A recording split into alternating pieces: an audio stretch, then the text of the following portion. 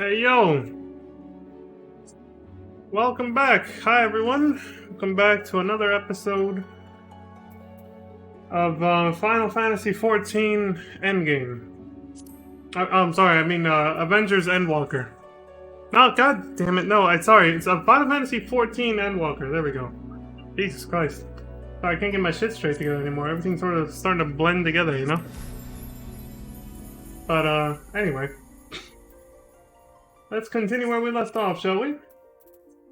Just jump right back into it.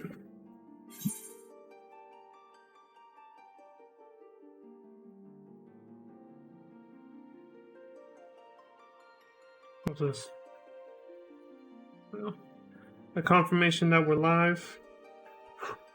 I was like, who the fuck's messaging me right now? Not that one. Whew. Ooh. Yeah, I know.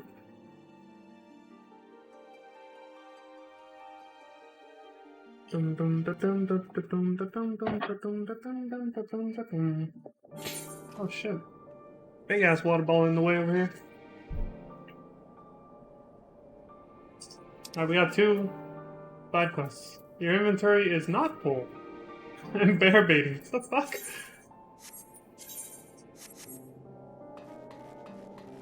How is my inventory? Oh, that's alright. Oh, look, a gemstone trader.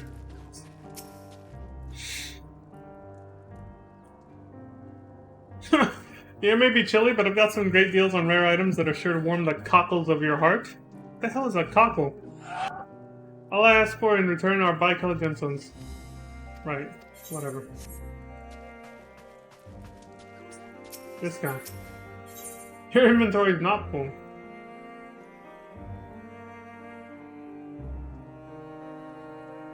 Keeping tabs on its supplies doesn't seem to be the Elsabard contingent's forte. I have an important task to perform, and by that I mean I have someone else perform. Oh yeah? What's up? Roping me into something? I've been lumbered with the unenviable duty of keeping inventory of supplies brought by each delegation. Though weaponry and basic provisions have been accounted for, I can't say the same for what might be considered creature comforts. You see, even the most frivolous of things can make a huge difference out here in the frozen wastes. I almost said horizon. So I'm getting Horizon Zero Dawn over here. The frozen waste, so I'm trying to put together a list of the luxury goods at our disposal. Seeing as you're on good terms with practically everyone here, better than me at any rate, perhaps you could help? Sure. Much appreciated. I've already sent one of my subordinates to speak with the Maelstrom, Temple Knights, and Alamegan Resistance. Need you to ask the remaining groups, namely the Twin Adders, Immortal Flames, and our Far Eastern allies. Any information you can bring me would be most welcome.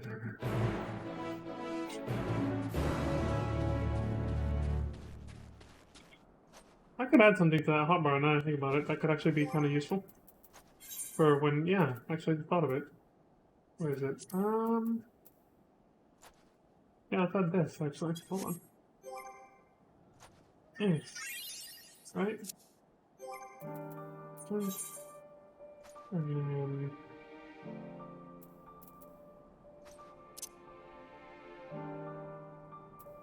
there? What else?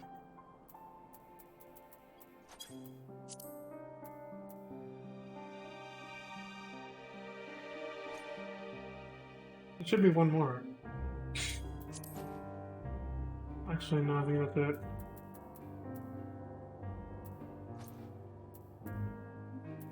I think that's it.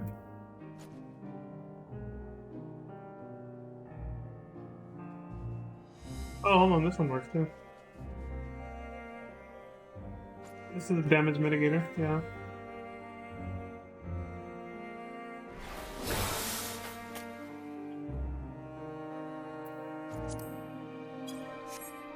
Hold on.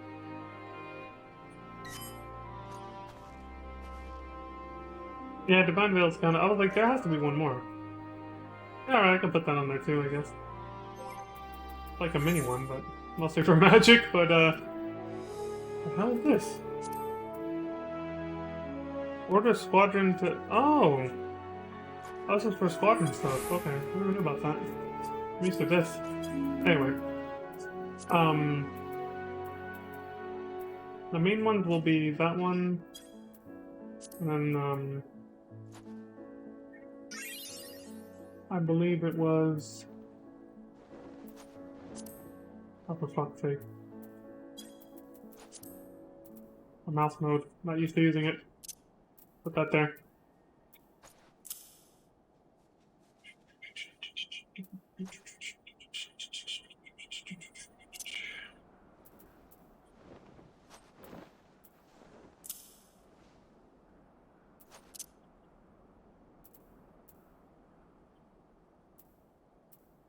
God, that is hard to use.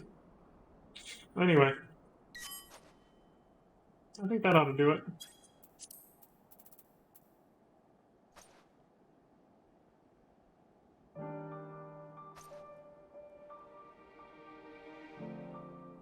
Yeah, this one's very situational though.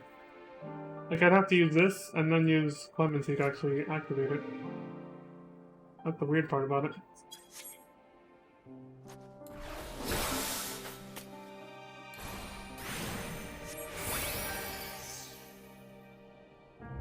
Wow, supposed to work?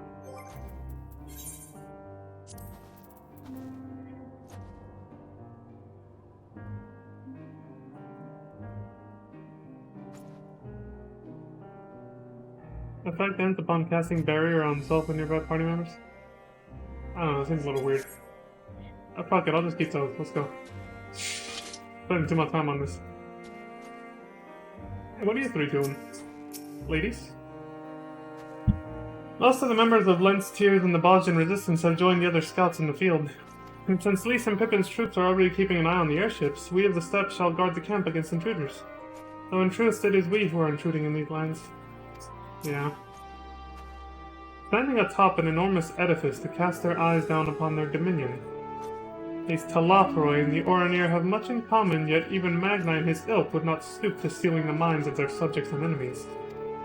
When the time comes to storm their stronghold, I shall lead the charge and leave naught but ash in my wake. Shit.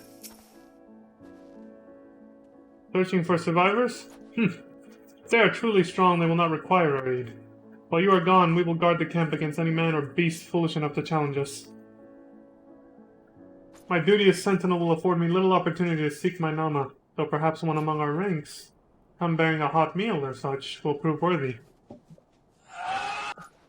This guy is really fucking desperate. He's gonna wait for some chick to come by with some food and then be like, "Are you my Nama?" Jesus Christ. That dude, he definitely needs to get out more. So, he's got that part right at least. He's doing the right thing, putting himself out there, literally, being out here, instead of being stuck at home. Because, I think he needs it. He's down bad, there we go, that's the phrase I was looking for. My man is down bad. Just the person I was hoping to see. Might I interest you in a little hunting? Sure. What will you have me do, milady? It's bears I'm after. If you've never tried their meat, I'd thoroughly recommend it. They're far from the easiest of prey, though. I dare say you've faced much worse. If you're game, here's the plan. First, we'll lure them out with this deer meat, which is also laced with sleeping potion. And it's a simple matter of walking over and offing them in the manner of your choosing. It'll be simpler. Okay. Here's 3 ample servings of prime venison.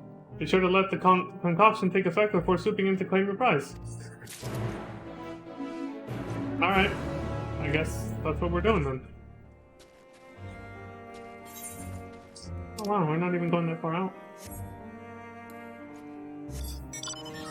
Wait, there's something here. Oh, hold on, this is closest.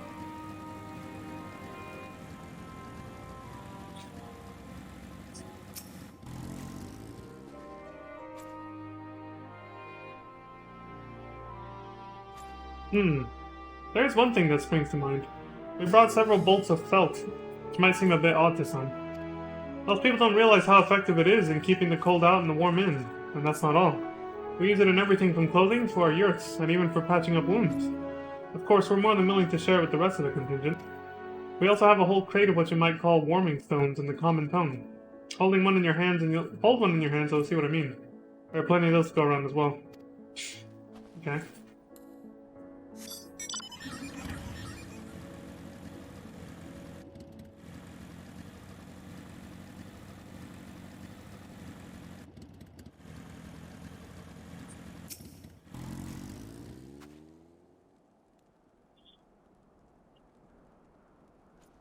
Let me see.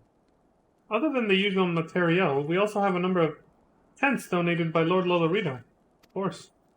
A few of them have been pitched around the camp, and you might be interested to know they were woven by Alamigan refugees. We're all glad they found meaningful employment, and the quality of their work speaks for itself.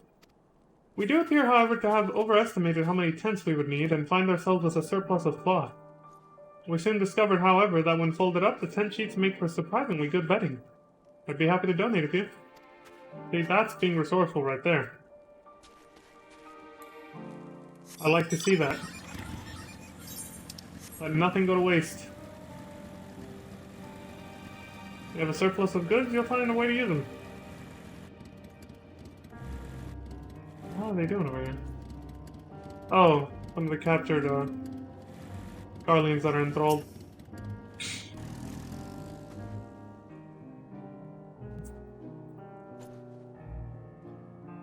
Creature comforts? Well, we did bring a large shipment of tea leaves provided by the Carline Canopy. Mother Mion and Fukucha both agreed that there's no better way to stave off the cold than a nice hot brew, and I can personally attest to that. We have enough for everyone if they might have mind to try it. Thanks, June. Named after a very warm month. Might as well turn it in. Never know when there's gonna be a chain quest, so why not? Do the others have anything to share? Well, kinda, sorta. Yes, that will do nicely. What's more, the Temple Knights, Maelstrom, and Alamigan Resistance had a fair few useful supplies of their own, so my list of creature comforts is a lot longer than I was expecting. In all honesty, I was worried that taking in all those Imperials might put everyone, including them, in a very unfavorable position. Even those of us most committed to the cause might find it hard to put the needs of our former enemies before those of our sworn comrades. A valid point, perhaps, until you stop to consider the terrible fate that has befallen Garlemald. I wouldn't wish that on anyone. In any case, they're the reason we're here in the first place, so it's our duty to lend them what aid we can. Ah, listen to me ramble on. Anyway, for your part in making our lives a little more bearable, please accept this as a token of my gratitude. It's okay, I ramble a lot too, buddy.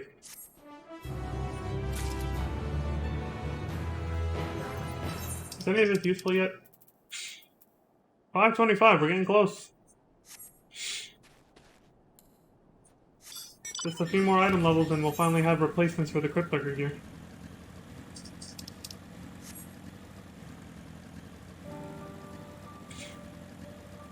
So cool that they brought back, like, some of the old, like, guild masters or like, job instructors to even help out with the main story here. Really neat. It's like the whole thing with the making the giant Talos.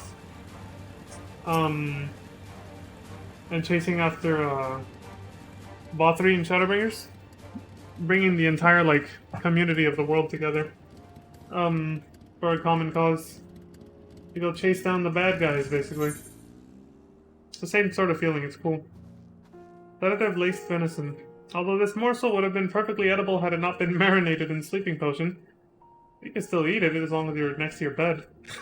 Using it as a bait to snare a bear will provide valuable sustenance for the whole Ilsabard contingent. If the plan fail, however, not only will this prime venison have gone to waste, he'll most likely be dead. It's a bear! Can't handle myself against a bear. Which I would never say in real life, but this is not real life. I was like, those words would never come out of my mouth outside of this game.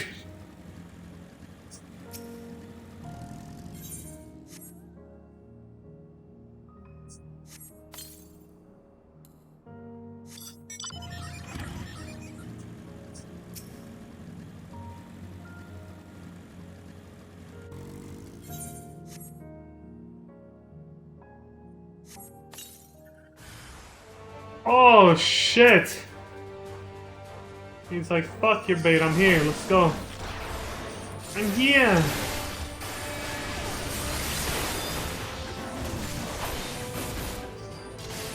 Let's go, I remember my training. Yeah. What now?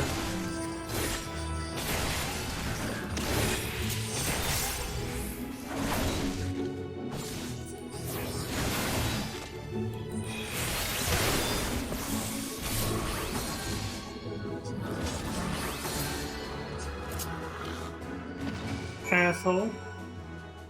Ludicrously massive bear? You don't fucking say. Holy shit.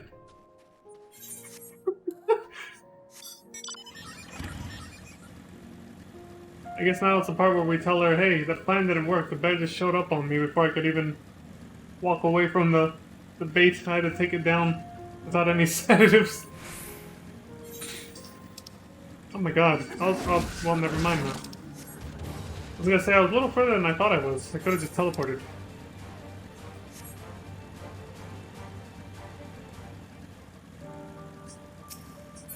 Damn it. I see you are still in possession of a full set of limbs. Excuse me. Can only mean the hunt was a success. Truth be told, I heard from others in the field that the bear you encountered was rather more lively than we'd anticipated. And a fair bit bigger. Well, he attacked me before I could even, you know... What? You felt that brute all by yourself? Most impressive. Though it would appear that the sleeping potion provided by Lord Amandalane was considerably less effective than he'd led us to believe. As he tells it, he adopted this approach after incurring the wrath of his Lord Father for his inability to master more sporting methods. He spoke of his exploits with some pride, despite the tales hardly painting him in a favorable light. Yeah, that's a Amandalane, alright. Still, in our present situation, we must forego the thrill of the hunt and select the means that present the surest route to success, underhanded though they may be. Yeah, actually, that's true. We're not here to have fun. We gotta needs must. Regrettably, the bears of this region are entirely immune to the formula. Or perhaps there was something wrong with it to begin with. In any case, no harm done, eh? To you, I mean, not the bears. Obviously. Okay.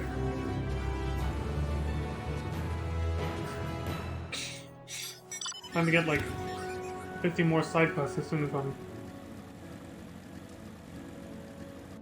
I think I talked to them already, didn't I? Yeah, I did. Okay, Mandolin, your poison or your sleeping potion sucks! Tracks in the snow. What ho, chums? Been given something to do, have you? As it happens, I too have been ordered to make myself useful. Sounds like rather a tall order. Oh my god, I think she's making fun of him.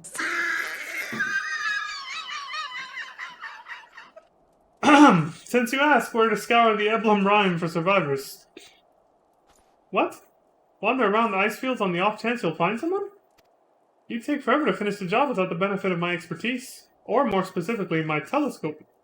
Come, friends, I know just the spot to begin our search.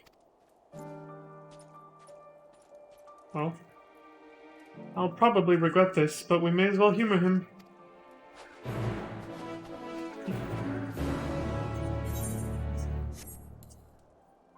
Gotta hand it to the 14 devs. They for once made it like, you know, they made the characters wear realistic clothing for this kind of weather.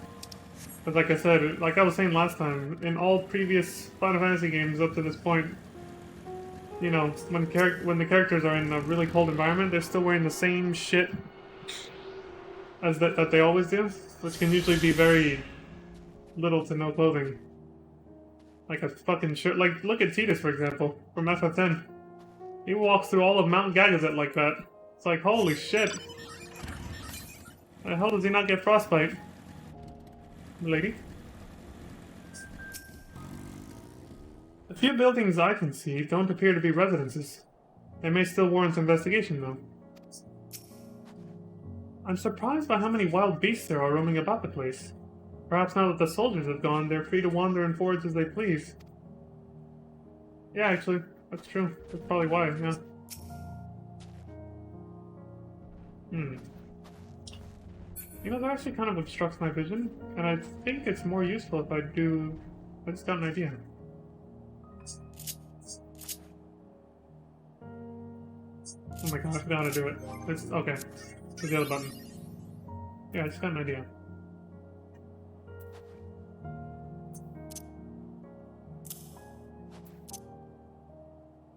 No. Are you serious? What the hell? What is this? That's much better. There we go.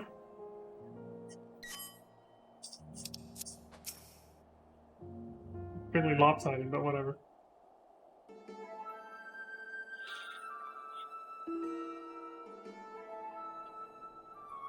Shut up, dude. I spy with my little telescope a massive sheep thing? Or maybe it's a cow? Not what we're after either way. Is that an epic fruit? Ah, no, just a wind sprite. Other than that, it's all snow, snow, snow. But lo! What do I see over yon hillock? English, motherfucker, do you speak it? There's no mistaking it. That's a girl.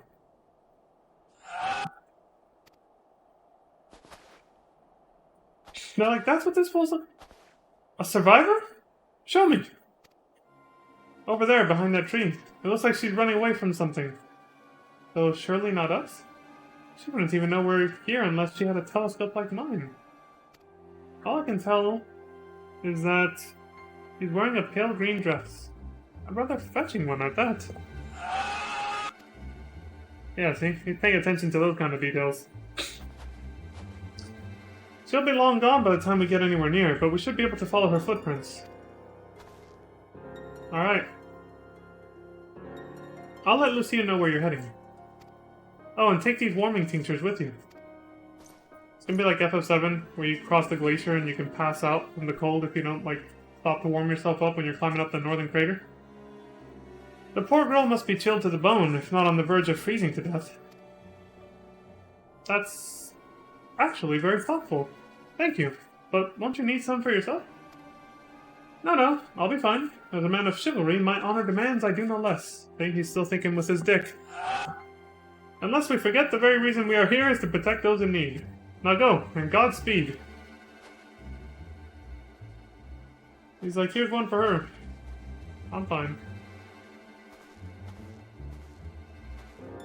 You know what, these shades do go better with this outfit. Like, the Gunbreaker one doesn't need it. This one I feel like it's almost missing something if I don't wear the sunglasses. I don't know. Weird how just slightly altering an outfit can kind of change the entire, like, appearance of it. Overall appearance. You son of a... He just had to turn around in my direction right as I was riding by.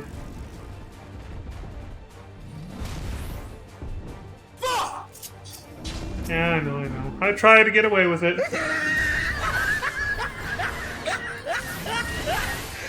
Oh, shit.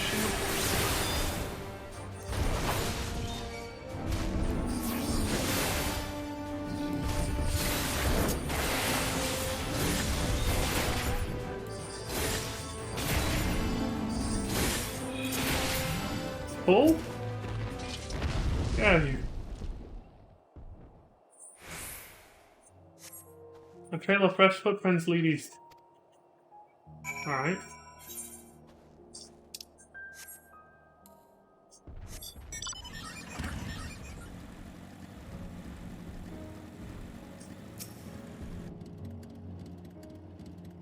Damn.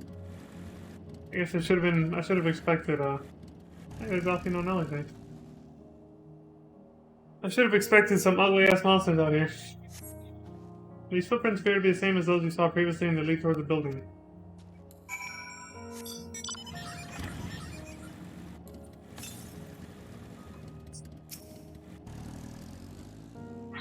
According to the label here, this place was used by those involved with extracting cerulean. Sorry, that laugh is contagious every time I use that soundbite. We're getting closer. I'm sure of it. At first, we thought she'd gone inside the building, but the door doesn't look to have been opened in some time. She might still be nearby, so we'll keep looking around here. And then again, it's also possible that she ran right past this place. Would you mind searching up ahead? Sure. Wait, anything else? As Amandine said, it's highly unlikely she was running away from us. Even so, we mustn't do anything to startle her. For all she knows, we're soldiers of an invading army, so we need to be careful not to give the wrong impression. Oh, don't worry. You two look intimidating as soldiers, definitely. I mean, at first glance, without knowing what the hell they're capable of, I don't think you'd find them, you know, Alize enough to be that intimidating.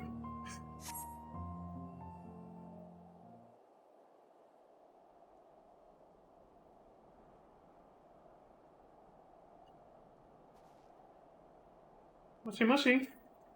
Hello? Anyone out here?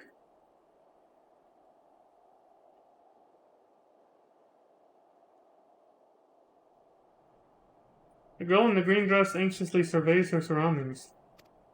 Were you to call out to her from this distance, it might attract wild beasts to your location. Dude, it would be safer to get closer first, but you must do so without drawing her attention. Oh, great. Incoming stealth minigame again. Follow the girl from a safe distance. Oh no, it's another GTA follow without spooking them bullshit.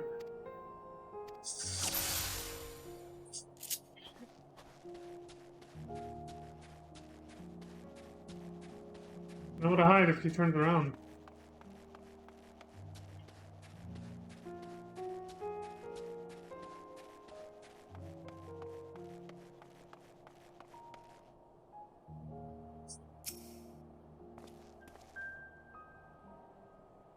Relax.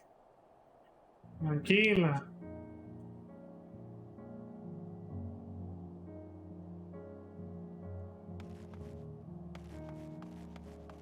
No one's gonna hurt you.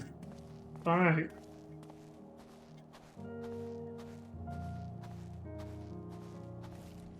Man, if she turns around right now, I'm fucked.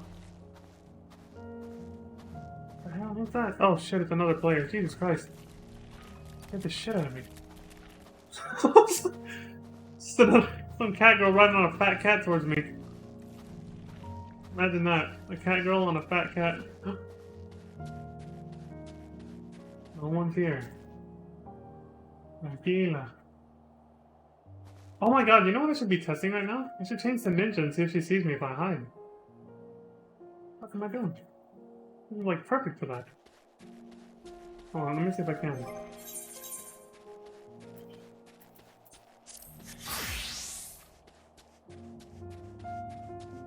I want to test it.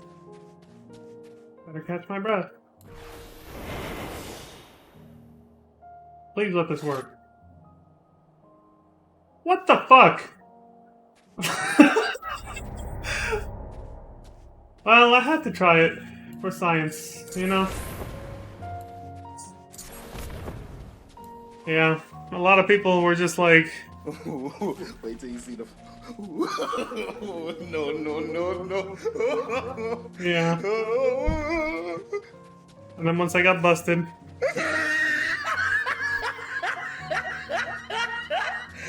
I thought it would work, alright?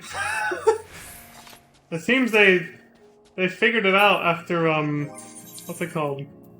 After I used Ninja to bypass all the Seki Segumi back in Stormblood when we had to do something similar, you know?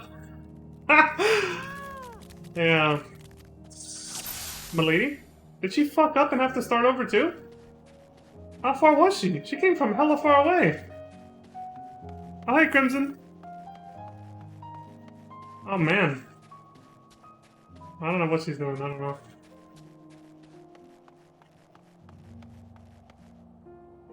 I saw the meme videos you posted in DMs. Like, I saw them posted there, but I haven't watched them though. The fan could meme.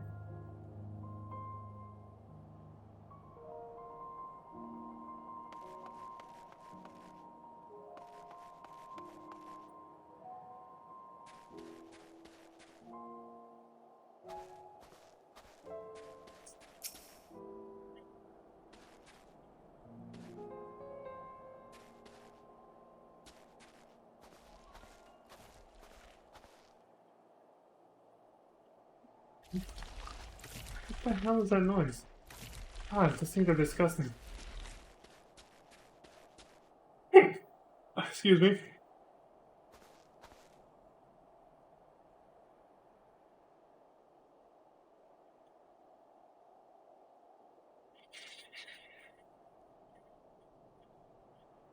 She's booking it.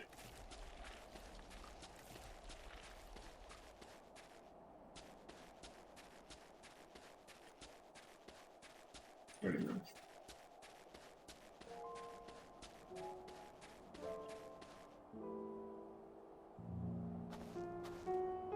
I can imagine what this looked like on day one. Everybody just fucking running around. Those beasts spot me on stuff. Everybody running around and hiding behind trees and rocks, and anybody not doing the quest just sees a bunch of people doing that without following anybody, you know?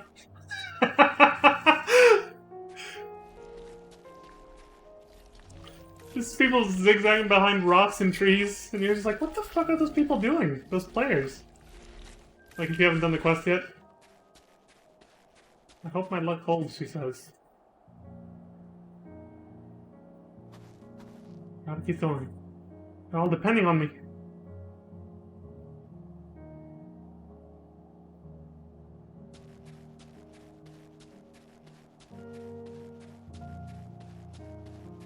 Just a little farther. Yeah, I knew that was coming. This is it. The final spurt. If there's somewhere to hide, they're gonna make you want to use. They're gonna make you use it. So I was like, I better head over here this way right now.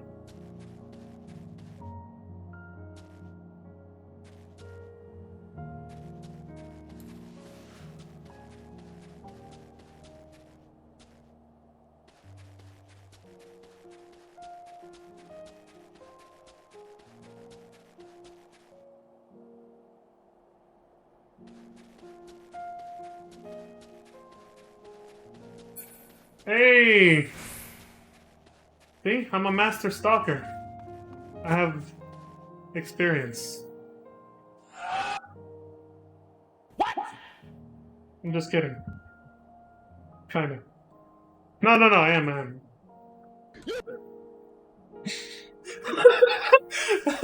Phew! Still in one piece. Well, you're about to get a nasty surprise.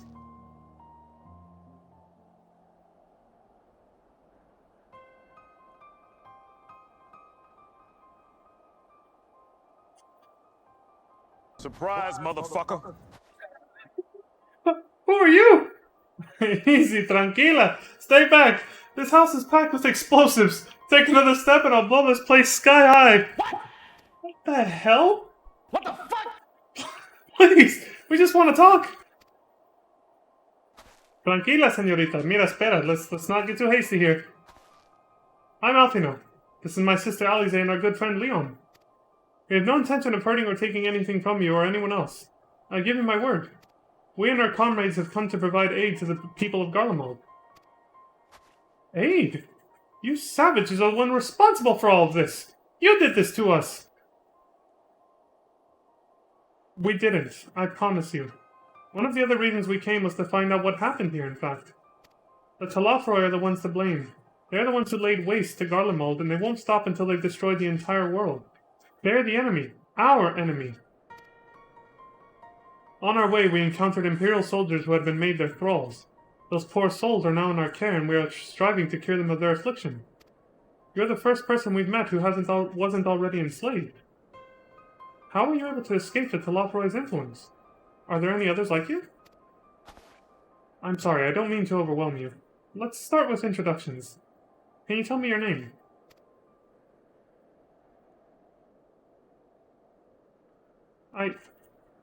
My name's Licinia. As for how I've managed to stay sane, I've been asking myself the same question. Ever since that night, and the roar, that terrible roar, and then the screams. I was screaming too, I think. I'm not sure. I can't remember.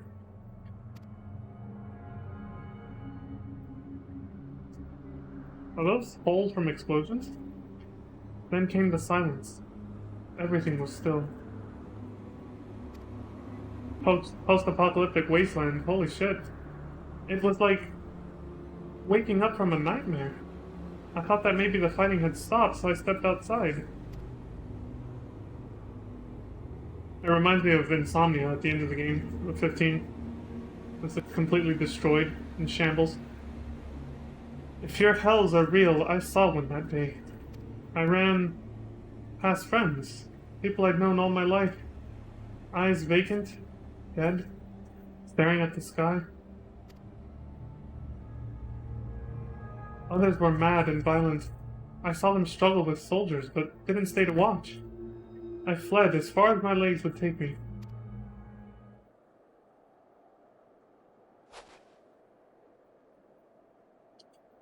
Do you have family here? Is this their home?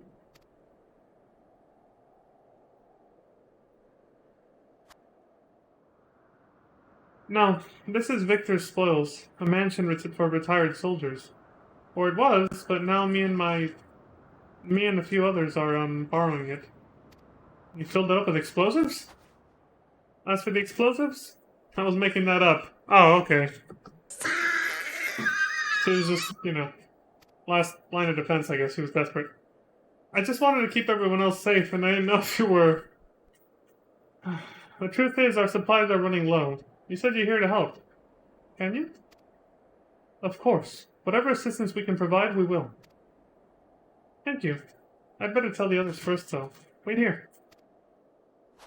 So her and a few others were just immune. Maybe they have the echo. Would it be too crazy to think Garleans could get it too? I don't think so. This is everyone. Licinia says you can be trusted. But these are desperate times. We'd be fools to let foreign troops into our home. I mean, Xenos got it artificially. Maybe they got it naturally. Maybe that can happen. Having said that, were you to provide us with means of heating the place as a sign of goodwill? Perhaps we could take you at your word. If that is too much to ask, then leave us be. Time to put my firewood gathering skills to use.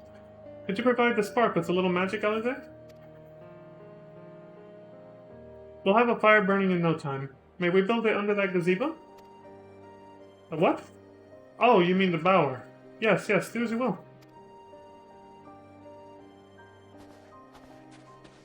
I like how the two most bundled up are actually the ones shivering. The fuck? The ones that have the biggest coats.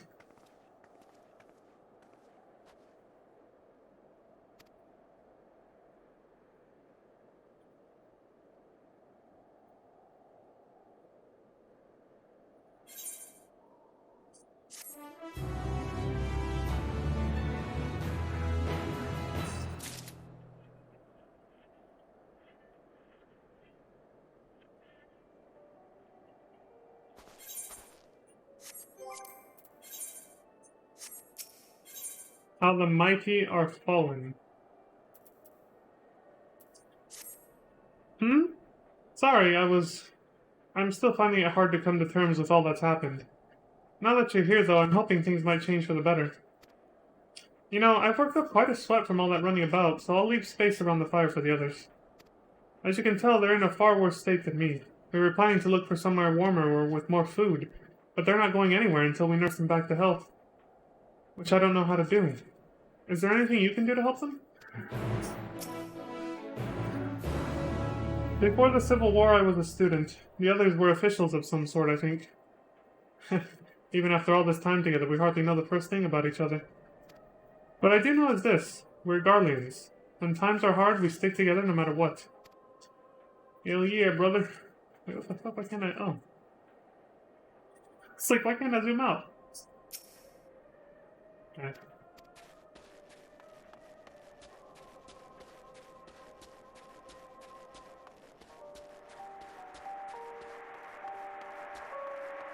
Oh my god, the Garlean theme music. The Imperial. Is it coming out of this radio? It is.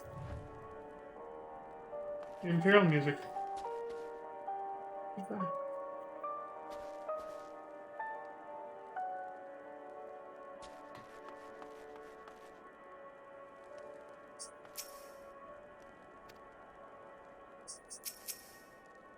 I can feel my fingers again. All's well. All's well. With food in my belly and a song in my heart. What they need most is a decent meal. Leave food back at the camp, but there's a distance to consider. They won't make it. We'll have to bring it to them. Or get some around here. I can treat their frostbite and their wounds, but it will take time for the fire to do its work. Now would be a good occasion to make use of Emanoline's tinctures. The ones that can warm the body from the inside out. Would you make sure everyone gets one? Yeah. Booze. No, it's not booze, but... Here you go. The numbness is beginning to subside, though I suspect once the fire dies, it will return with a vengeance. Not with this, it won't. Check this out. Warming tincture. Being gifts from the notoriously unreliable Manolane, it is highly doubtful this concoction will have the intended effect. If only there were willing, and more importantly, unwitting volunteers on whom to test it. Make me laugh.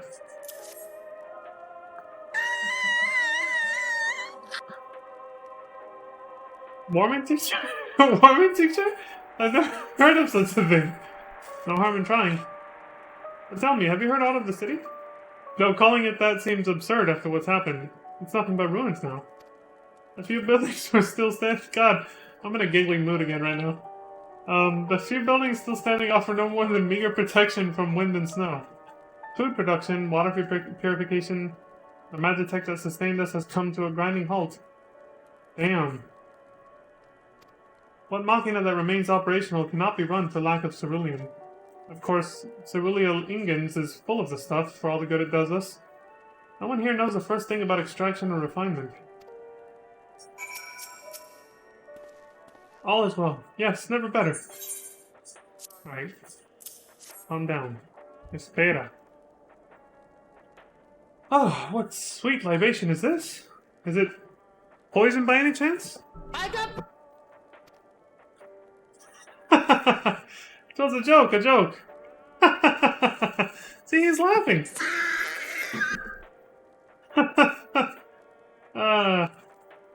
If I laugh, 'tis that I may not weep, so said the poet. And alas, my tears would freeze on my cheek ere they fell. We are the blessed damned, to bear witness to the fall of the great empire, while our brethren lie dead, or live on as puppets of flesh. First came the war, then came the roar. When morning came, Garlemald was no more. Torn apart by a civil war and then a foreign threat that just came in and cleaned up afterwards. Hope this isn't a premonition of the United States' future. In a cacophony of gunfire, explosions, and screams was our beloved capital razed to the ground. Getting close. Getting close. From the rubble rose the disheveled remnants, their lavish finery caked in ash as they shuffled mindlessly towards the palace. Wow. Each bearing a fragment of stone or metal, an offering perhaps to the architect of our destruction. A hopeful few tried to reason with the deranged only to be beaten for their kindness. But I knew better than to plead with the horde. I fled with my health, if not my conscience preserved. Now I wait with my fellow cowards for our final judgment. If you listen very, very carefully, you can hear it. The sound of my stomach eating itself. Would that it could devour my soul. Damn! These fools are they've basically lost all hope and given up. Many of our ancestors succumbed to the bitter cold when first they came to these lands, much as we are now. But with discipline and order, any obstacle can be overcome. When every man knows his duty and is held accountable, or is held to account if he shirks it. Without a hierarchy, this is what we are reduced to. You don't need a hierarchy to have order, actually. But I guess you can't blame them for thinking that way when, that's all they've ever known. What do you want? All you actually need is a relative abundance of resources, life-preserving goods. People tend to behave once they have their needs met like that, and don't feel like they're gonna run out of this stuff. That keeps them alive. A tincture? May as well drink it, I suppose.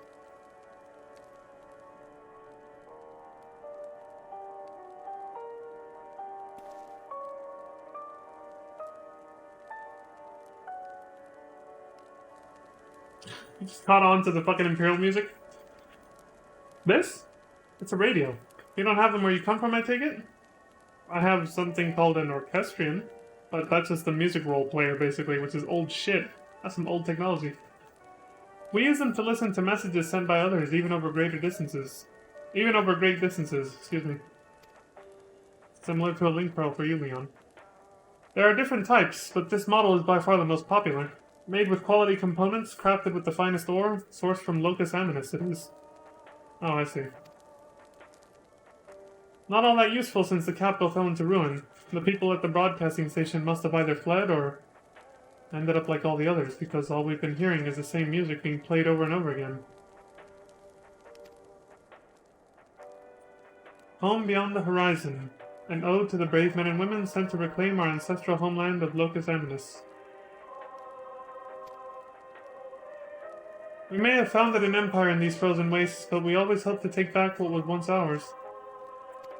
It is a solemn reminder that though we must suffer great hardship, better days will surely come. I can see how they feel that way, yeah.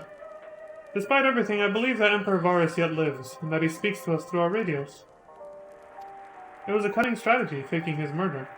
He must have foreseen this catastrophe and chosen to conceal himself that he may one day make his triumphant return. Starting to sound like Twitter now. Yes, I'm sure of it. Emperor Varus would not be defeated so easily. The delusion, I mean. I gotta hold on to something to give them hope, I guess.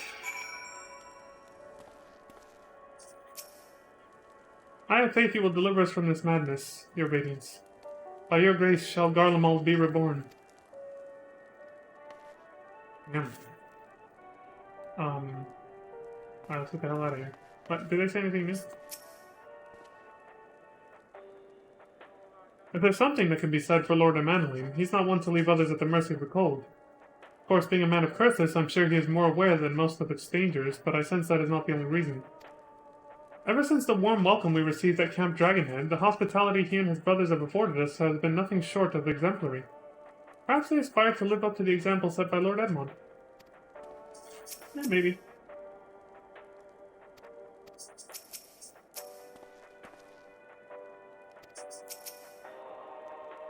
Okay.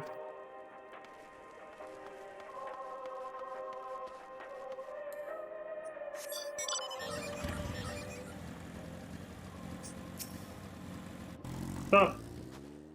What's that? A fist? For you to stay warm, my love. You'll stay warm with this, love. So this is what you gave the others? Thank you. I'll save it for later.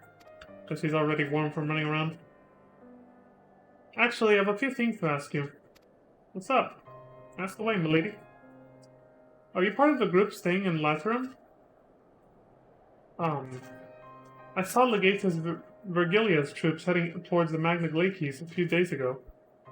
Are they the ones you encountered? Yeah, actually. We had to subdue them, but... Camp Broken Glass, you call it. And Vergilia and her men are all there now. So how did you reach the Magna Glacies? Did you cross the mountains on foot? No. We flew in. Airships? Then there might be a way to... Cinia? Where is everyone? There's more people. Is something the matter? The look on her face. That kind of freaked me out a little.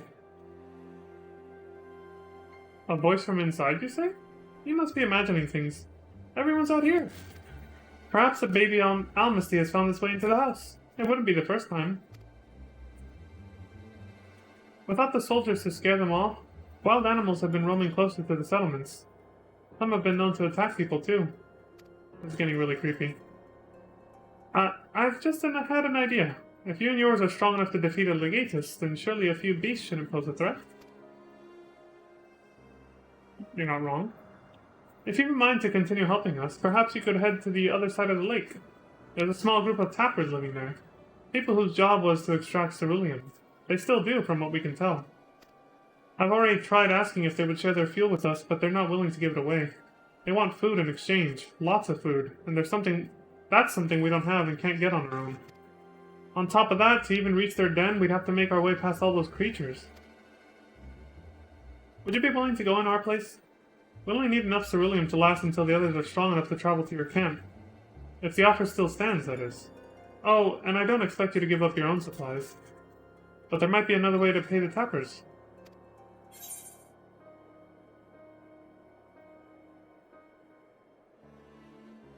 You best watch out for baby almasties while we're away. Hmm? Ah, yes, of course. If I see any, I'll be sure to shoo them away. Right. To reach Tapper's Den, you'll have to cross the lake. The ice is thick enough to support a person's weight, but if you'd rather not take the risk, you'll need to take the long way around.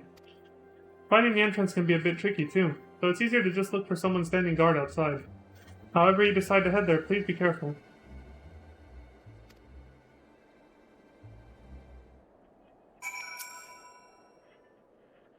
I'm not sure what else the Tappers might need besides provisions, though I dare say that capable fighters like yourself can offer them other forms of compensation. Culling dangerous beasts, that sort of thing? Yeah. Well, maybe it's best not to read into it too much right now. I think it's probably just a case of he probably has a close relative or family member there, and doesn't want to, like, put them in danger by letting us know that they're there. You know? That's probably what it is. Can't be anything bad, right?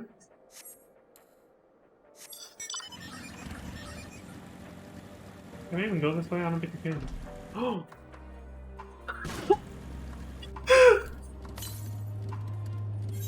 That answers that. 317 yards to the southwest. Hold on, let me regain some health, because otherwise I'm gonna die. Alright, I'm good.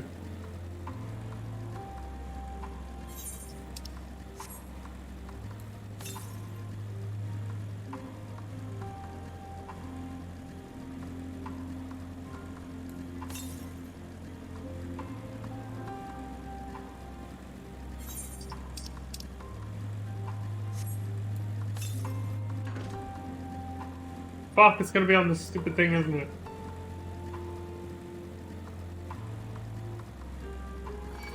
Fuck you.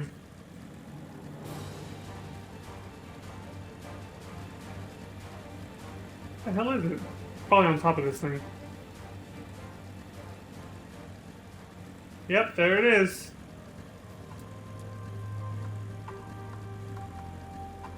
Oh, that's somebody who's already flying. Hmm. You bastard! I gotta wonder. Maybe there's a way up to these stairs to get on it.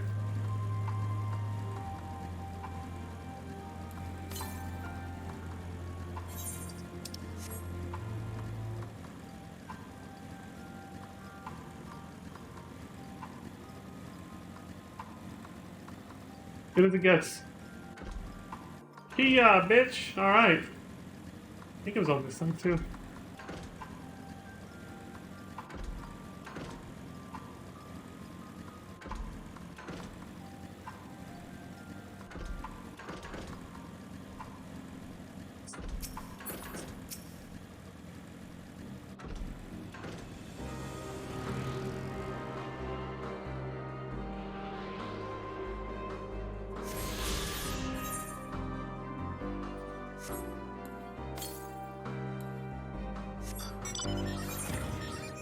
I like the music. So full of sorrow. Get him, dude, you got this! Kick their ass!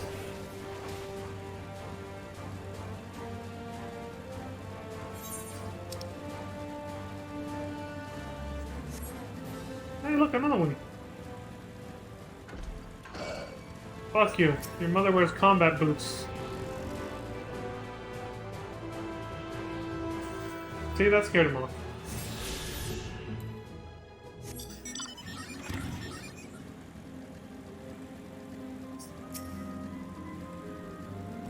Like, oh man, this guy's good with insults. That means he might kick my ass. Who goes there? How did you find us? What do you mean I stand out like a sore thumb? If the purebloods over at Victor's Spoils hadn't given away our location, you'd never have found us. Those stuck-up assholes. Though they could come waltzing in here demanding cerulean with nothing to offer in return. Or thought they could come waltzing in here and doing that. Ha! Looks like the boot's on the other foot now. The capital's gone to shite. So they've resorted to sending you to negotiate? I know your game, Sellsword. If they think we'll give in to intimidation, they've got another thing coming. Another think coming. Oh shit! Hey! Hold on a second. Let's be civilized about this. Holy shit!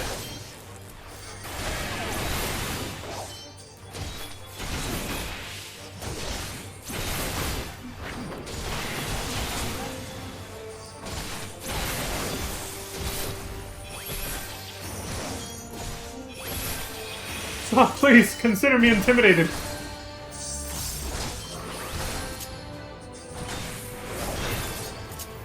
Am I dead yet? You tell me. Okay. I guess time we go inside.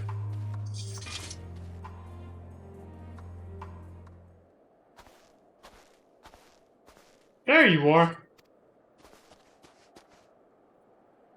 Just after you left, Licinia asked me to go and catch up with you in case you needed a hand.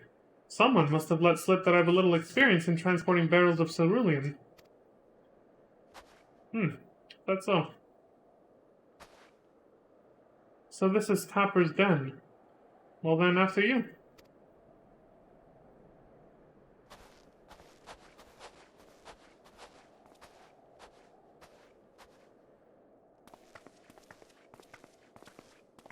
Stop.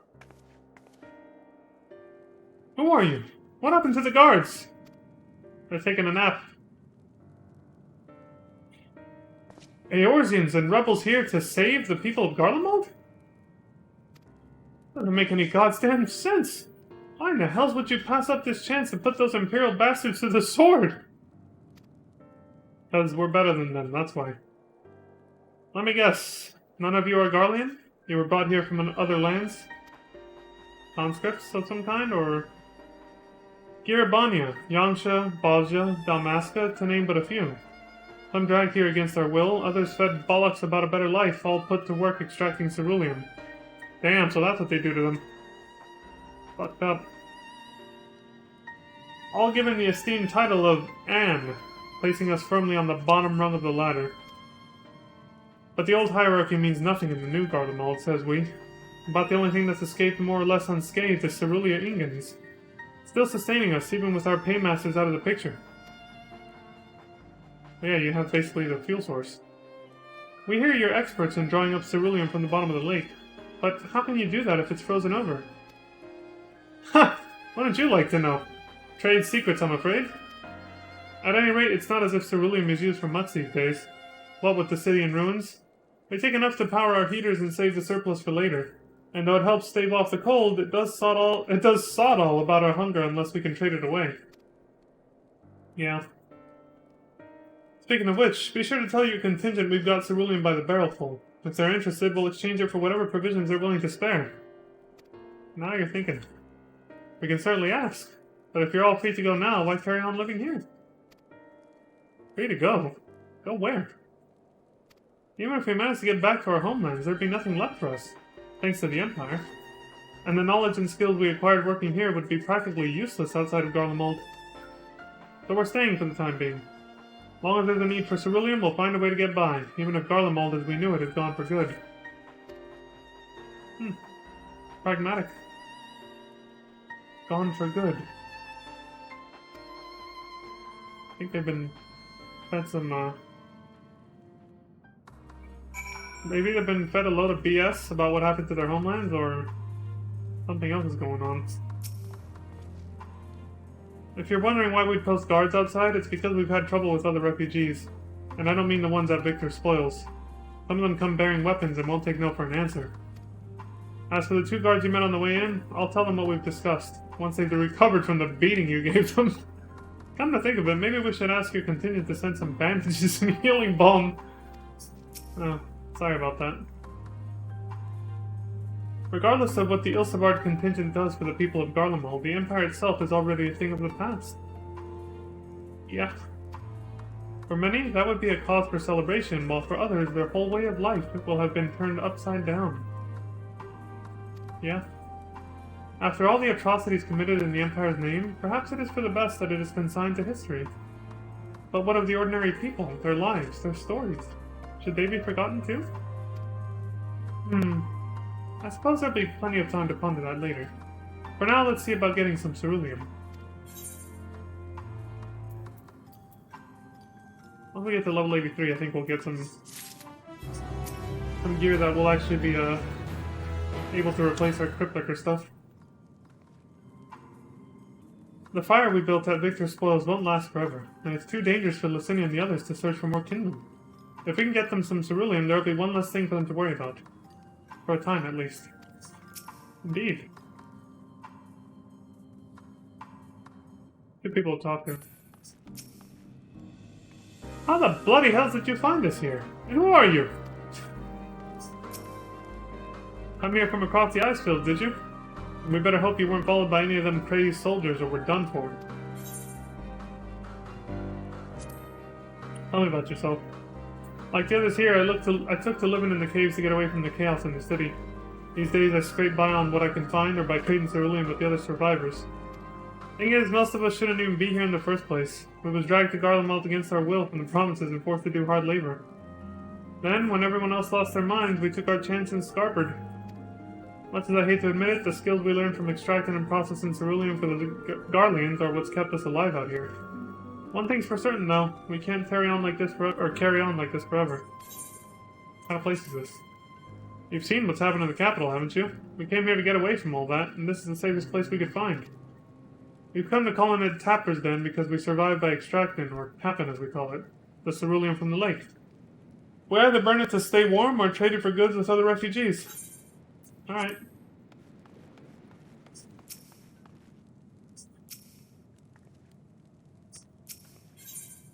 The end of the trail. So you've come seeking cerulean, have you? Yeah. What? Those purebloods up at Victor's Spoils sent you? They turned to their enemies for help. They must be more desperate than I thought. Then again, Licinia's got her little sister to think about. A sister? But we only saw Licinia and 3 men. It's possible she died from whatever was ailing her. If she needed treatment, I doubt there'd be any way to get it out around here. So, okay, I was right. It is a loved one that we heard inside the house, and she didn't want us to know about her, trying to protect her. I may have refused Licinia at first, thinking she'd come back with something to exchange, but I can spare them a bottle's worth of cerulean. Consider it a reward for introducing me to the rest of your contingent. Be sure to send them our way, you hear? Sure. Can't for the life of me think why Licinia would keep her sister a secret from us, but we can ask about that after we've delivered the cerulean. Come on, let's hurry back.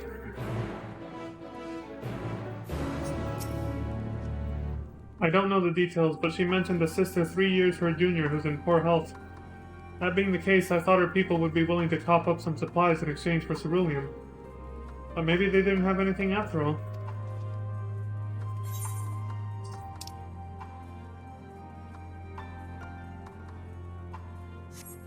Go back the long way. 531 yalms to the north. Well, might as well take a little detour. Gotta watch out, it won't be that easy.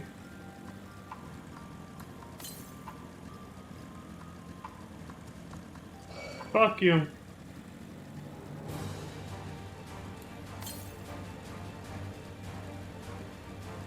Hit the gas!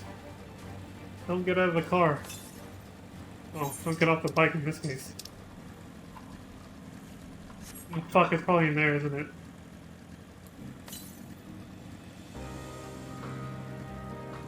Or up there.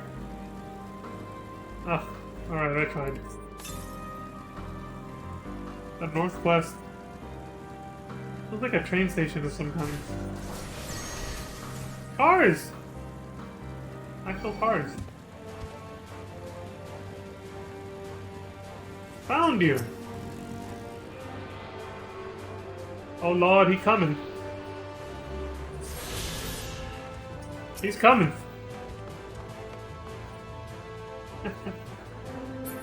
See ya, sucker. Alright, let's get out of here. Oh, I still can't.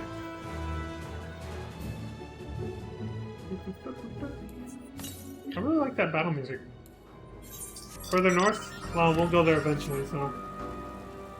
For now, fuck it.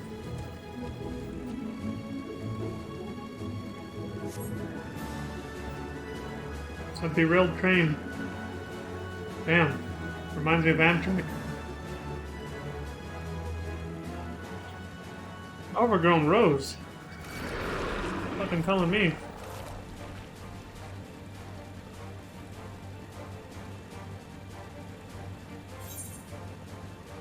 I had to give him the finger on the way by. He'll never catch me. I'm on a bike. He left, didn't you? No Licinia. Where the fuck's Alfie on the... Oh, hell no.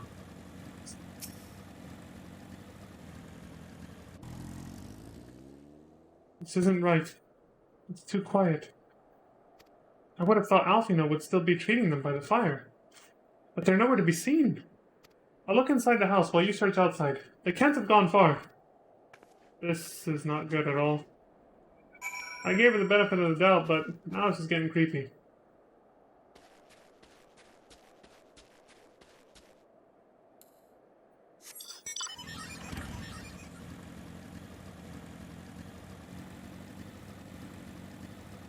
What the?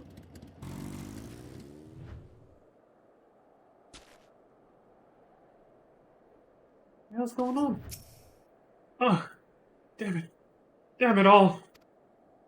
Alfino, what the fuck happened?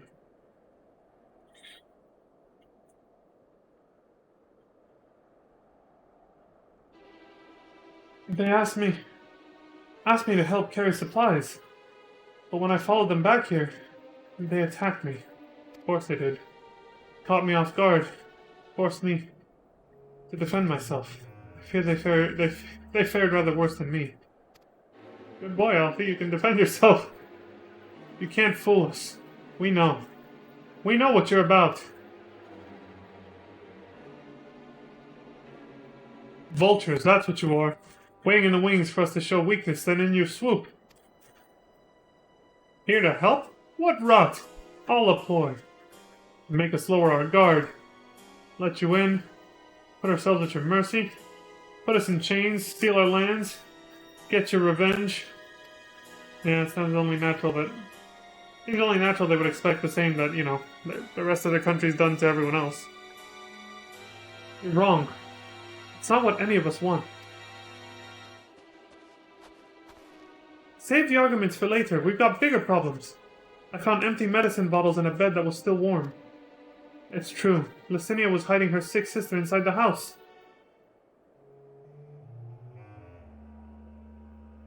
But now, there's no sign of either of them. Where are they? Where did they go? Away from you and yours. If you think I'll tell you, you're a fool. I'd never give up my people. We're trying to help them, you idiot! Her sister's ill. The empty bottles prove it. So the medicine ran out, or she put it in her pockets to make it easier to carry. Or to avoid the sound of clinking glass. There are beasts everywhere. How could you let them go alone? To protect them from you!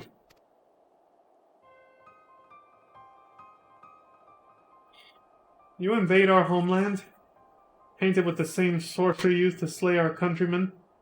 The Garleans should sooner die than suffer the insult. Better for them to flee, keep their purity intact, than be corrupted by your vile magics. We were waiting for a chance to free them, since the moment you arrived.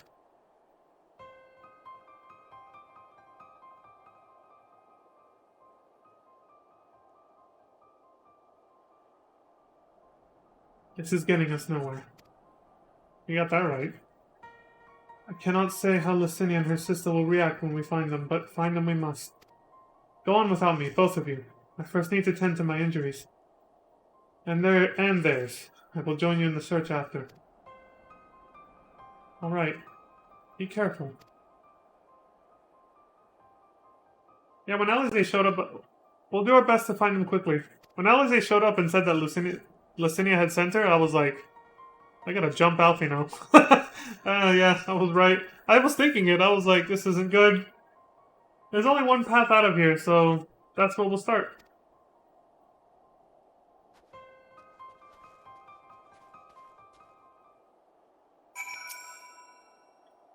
I will follow as soon as I can. After I've given them some basic treatment, I'll take the men inside the house and use a light sleeping enchantment to help them rest. And ensure that they don't cause any more trouble. I'm sorry, but this is something I must do. Rob us of our lands? Rob us of our pride? No, no, I'll not allow it. Better to die free than live in servitude and shame. The girls would say the same. America! Yeah, it makes sense. I heard some stories, a few years back, I heard people who lived in, like, the later half of the Cold War era. Well, the first one, the one that came before, back in, like, the 80s and 90s, you know? And, well, actually, it was before that. It was, like, when the whole... It was actually when the whole thing with the Berlin Wall happened. When the wall finally came down, people started mingling, obviously, internationally, and I heard a few years ago from people who were, like, in that era, they talked about the fact that, people from the US and people from Russia started mingling, and they talked about what their, like, their higher-ups, I guess, the people in charge, what kind of things they said about the other side, and it was equally, like, you know, vile propaganda on both sides for the other side, basically, if that makes any sense. So, like, obviously here in the US, people heard, like, oh, you know, they're, you know, those savage commies are, like, killing people for this or that and torturing them and all this stuff. And they were hearing the same thing about America. That it was full of, like, you know, well, pretty much something similar. It's, like, full of savage brutes that were all just, like, you know, infighting and torturing people. It's the same thing. Like, it's just the propaganda, basically. It goes both ways. Both countries are going to do it against each other if they're, you know. So, obviously... all the shit that they're afraid of that we're gonna do to them is what, you know, our people, I guess, have always been afraid of the Garlings actually doing, because they have, to us. So it's the same thing, basically. 2 sets of fresh footprints. Young women judging by the size. This is definitely them. Come on. Yeah, when there's like 2 or more nations at war with each other, they're all gonna spread, you know, lies and slander as propaganda about the other side to their people to try and brainwash them to support the effort and all that stuff.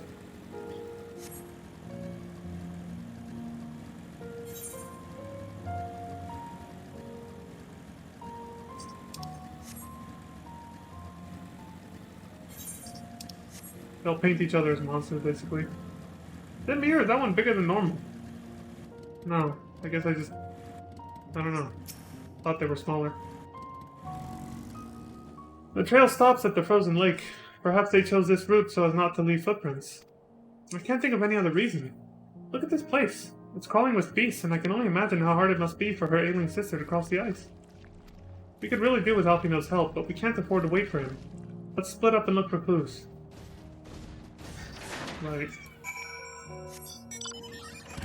I thought the Magitech armor mount would also be smaller. Damn. Would also be smaller for a Lalafell, but no. It's like the same size as if I were riding it. But I didn't expect the Lalafell to get off it. That would be interesting though, right? A little tiny ass Magitech armor. if it was adjusted for like Lalafells, like other mounts are.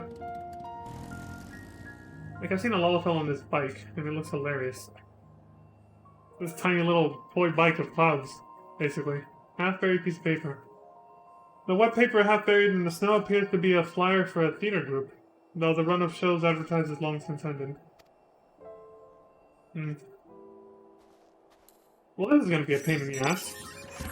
That's such a big search area. We're gonna have to, like, clockwise or counterclockwise. I'm gonna have to make tighter and tighter circles starting from the outside.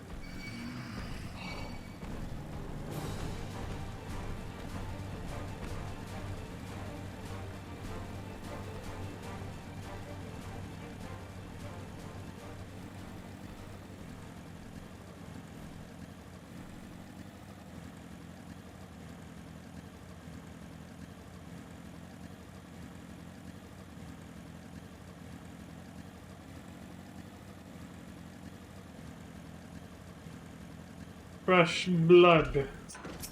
Hope this is not Chris's blood.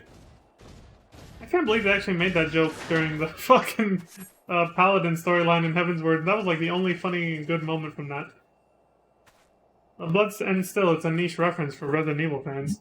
The blood staining the snow appears to be fresh. Judging by the amount, the victim may have been severely wounded. A trail of blood leads south and eastwards. Hey, cool.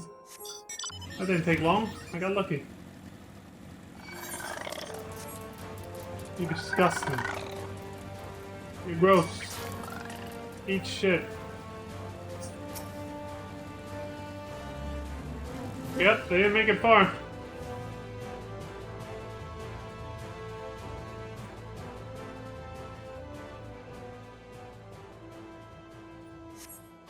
Two bodies are already cold. Oh, man.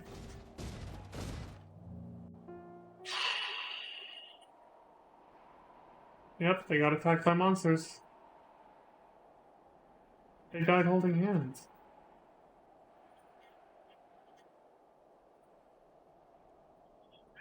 What a waste.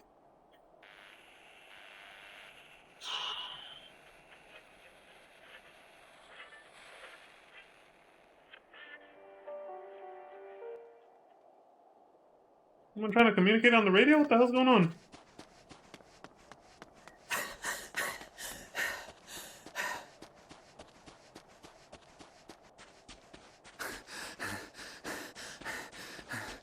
The lungs must be burning so bad right now with the cold air like that.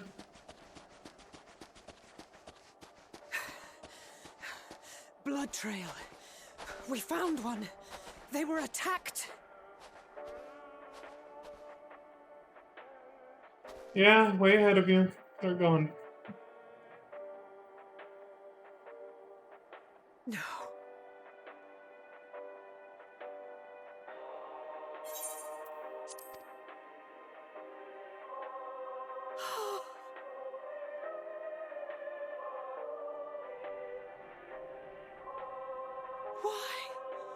Why wouldn't they?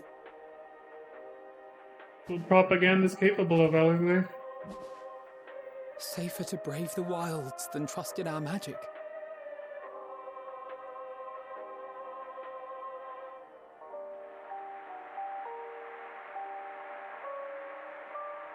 We should have... I should have... Start going down that road, dude. We'll never come out of it if you don't. We can't leave them like this. We have to take them home. What if we're only making it worse?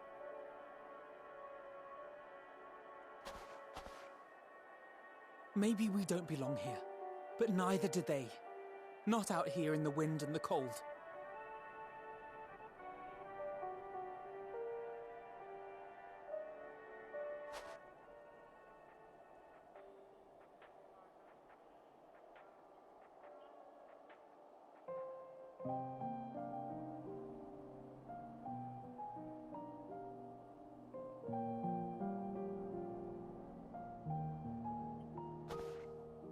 I heard the story about Varus's voice from beyond the grave. Of course, I didn't believe it, but Licinia and her sister did. Perhaps there is something to the tale after all.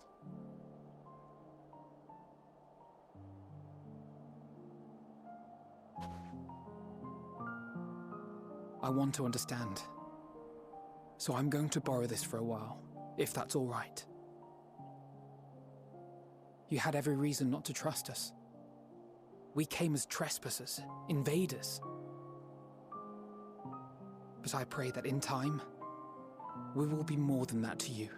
That we will find a way to help your loved ones. And see that no more children are left to freeze alone in the snow.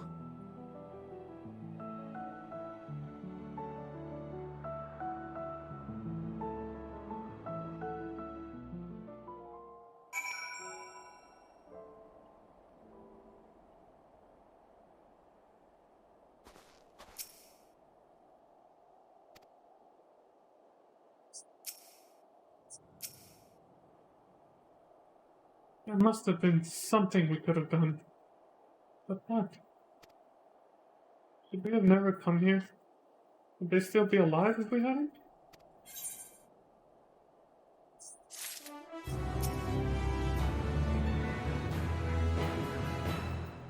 If only we'd had a chance to talk things over. But it's too late now. Too late by far.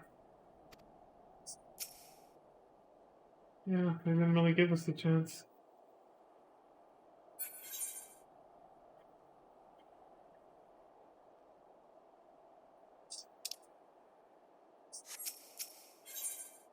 Way forward.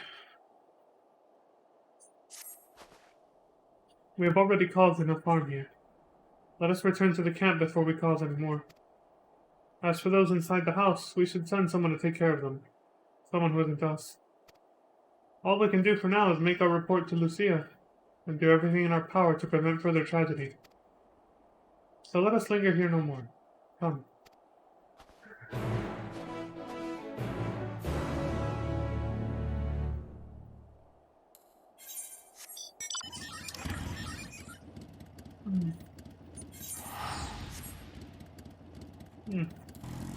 Actually, I haven't done this myself. There we go.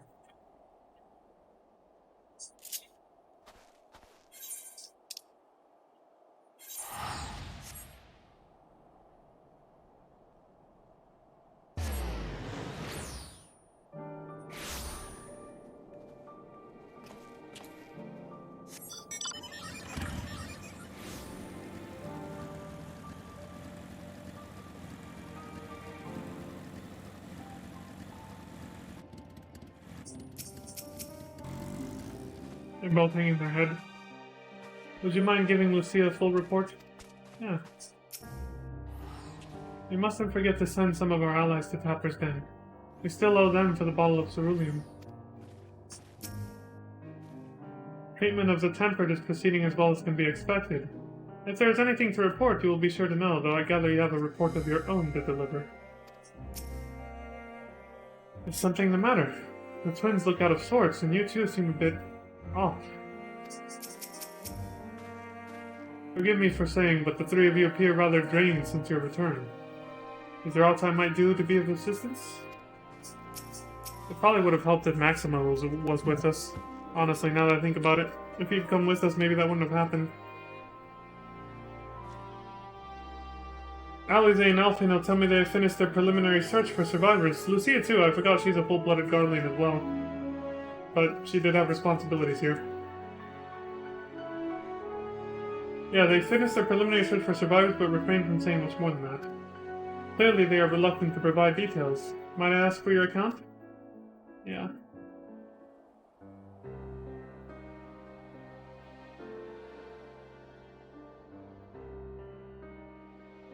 Thank you for your report.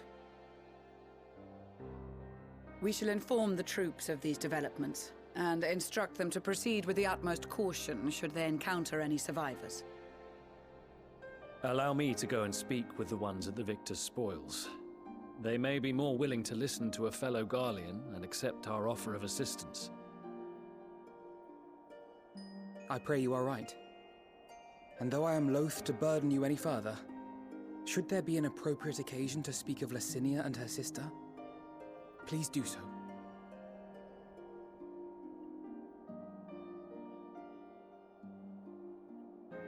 I am sorry to have put you through this. My distress is nothing compared to their suffering. So tell me, what else have we learned?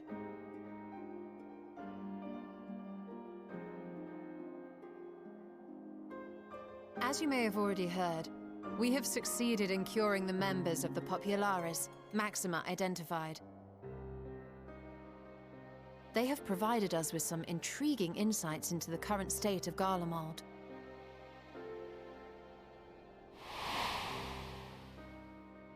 The assassination of Emperor Varus was the catalyst for the civil war.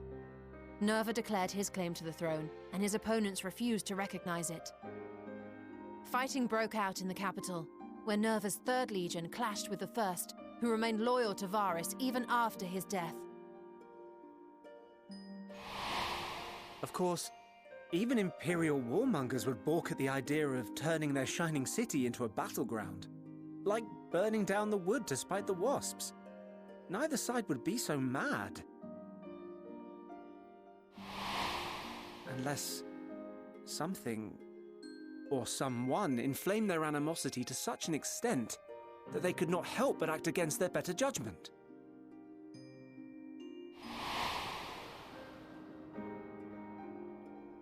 It brings to mind events at the Gimlet Dark, does it not? The Emperor's sudden withdrawal from the front lines, specifically.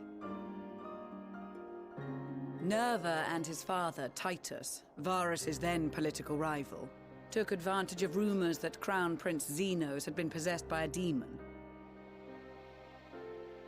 Elidibus, what better way to disparage your enemies than with the truth, or a close enough approximation? Indeed. But before their accusations could be substantiated, many of Titus's followers were silenced. While some were merely stripped of their status, others died under curious circumstances. One after another, suddenly and suspiciously. Again, Elidibus. Like as not, he had a hand in it. No evidence was found to implicate Varus, certainly.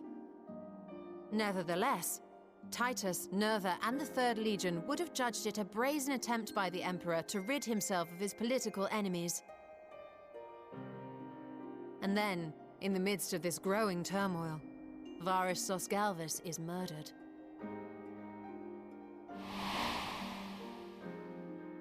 And Garlemald's own prodigal son, Gaius van Belsar, is named the murderer.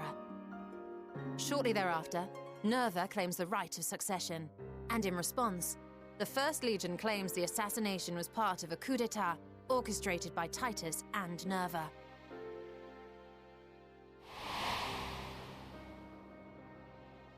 So no one is at fault, and everyone else is to blame. I'm gonna say, that was hard to follow. Holy shit, I got crazy. I should add that both parties received substantial financial backing, presumably to provide them with the means and encouragement to pursue a swift victory. And that these contributions came from the self-same benefactor. I'd heard House Brutus had been filling the Third Legion's coffers, but the First as well. It would seem so. Though the Populares determined that the First Legion received funds from a variety of organizations, all had connections to House Brutus. So Fandaniel, in the guise of Asahi, was playing both sides against each other the entire time. The information we gained from my friends does not end there. One night, shortly after fighting broke out, the capital was shaken by an immense tremor. From that point onward, they have no memories, no recollection of any events, including our clash on the Magna Glaciers. But when asked about the Imperial Palace and its bizarre transformation, they somehow recall Emperor Varus giving them orders in their dreams. May the Tower of Babel stand as testament to the glory of Garlemald. Getting biblical here. The Tower of Babel? This sounds awfully familiar. We have something to show you all.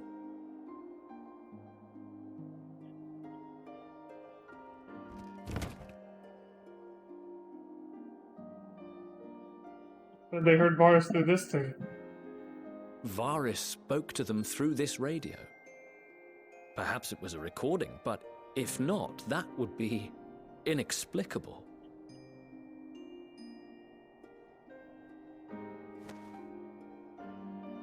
We are of one mind, then.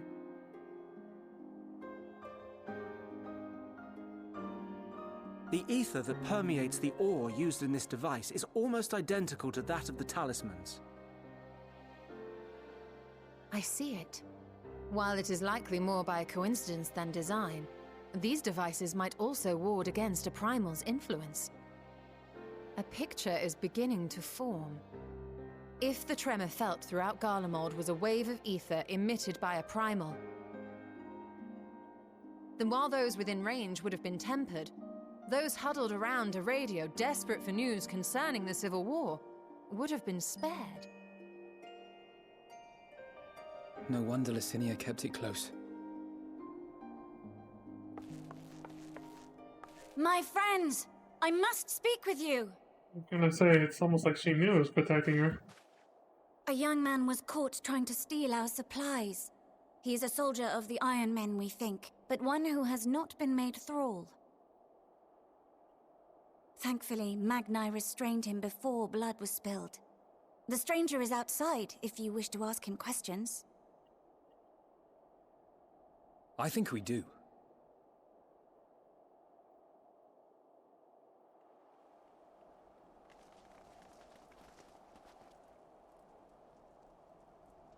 Who do we have here?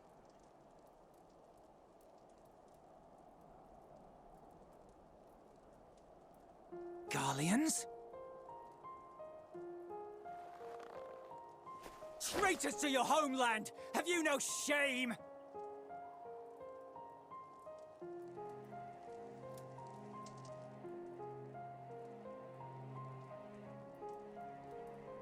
I am Lucia Junius, a Temple Knight of Ishgard.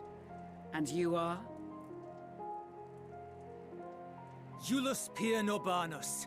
And that's all you invaders will get from me. We are not here to invade Garlemald. Far from it. Like you, our allies in Eorzea and the Far East fight in defense of their lives and their loved ones even as we speak. But it is the people of Garlemald who have suffered most. This we know. And that is why we have come to offer you our aid, that we may unite against our common foe.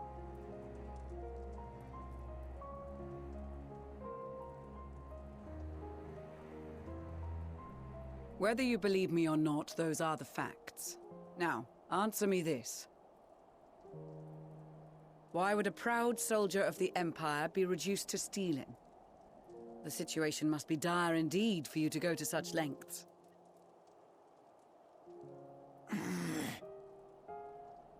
If it is supplies you seek, we would gladly share ours, or turn a blind eye while you leave with your spoils.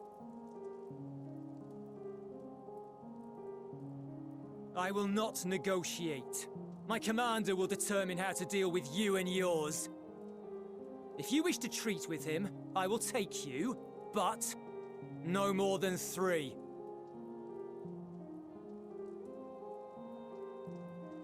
I don't much like the sound of that. But if we do accept his proposal, I suggest the 2 of us and...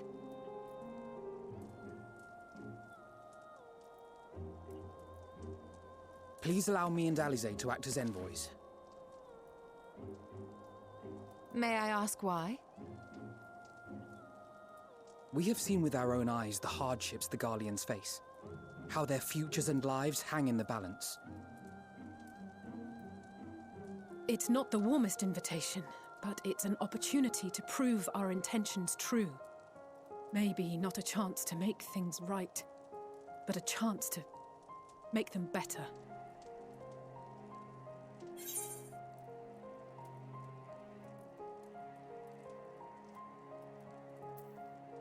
What'd your mother say if I let you two go by yourselves?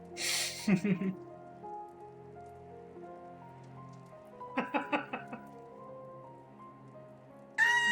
can see that persuading you otherwise is a lost cause. But you will proceed with the utmost care. The little look that Alize gave me when I said that.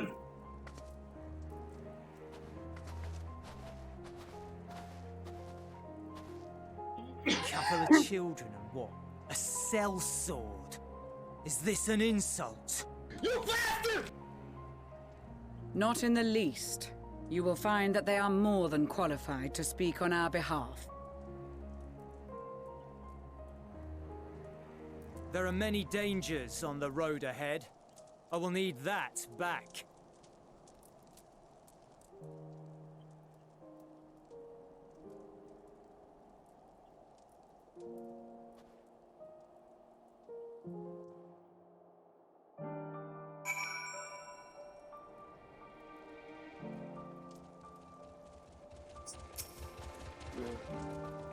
Said your farewells, have you? The lowly task of keeping watch keeping watching over provisions would not normally befit the sun. But these being unusual circumstances, I will let no man take that which is not by rights theirs. Tell him, Magnar. Tell him. Perhaps it is unwise to volunteer for a mission so soon after the previous disaster. Nevertheless, I shall not squander this opportunity. I know. This won't bring back Licinia or her sister. Taking the same risks, making the same mistakes. It's possible, but better to try than to give up. Excuse me, every time. Every time. I worry they were not in the best state of mind to volunteer for this undertaking, but what's done is done. I know you will take good care of them, and yourself as well, I trust. Yep. They are resilient in the face of hardship. You as well.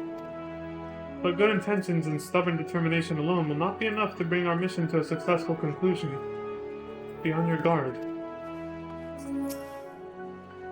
We captured the boy as he was about to make off with our food. He must be very hungry to take such risks. Maybe we should give him something to eat. Reward him for his bolting. Yeah, there you go. Julius Pirnorbanus. It is unusual for one so young to achieve such a high rank. Very unusual. Oh good, he's got something in common with Alfino. His uniform identifies him as a member of the First Legion, which has a particularly fierce reputation. Whoever his superior may be, I advise you to approach them with caution. Will do. I better pick up these two side quests on the off chance that the next...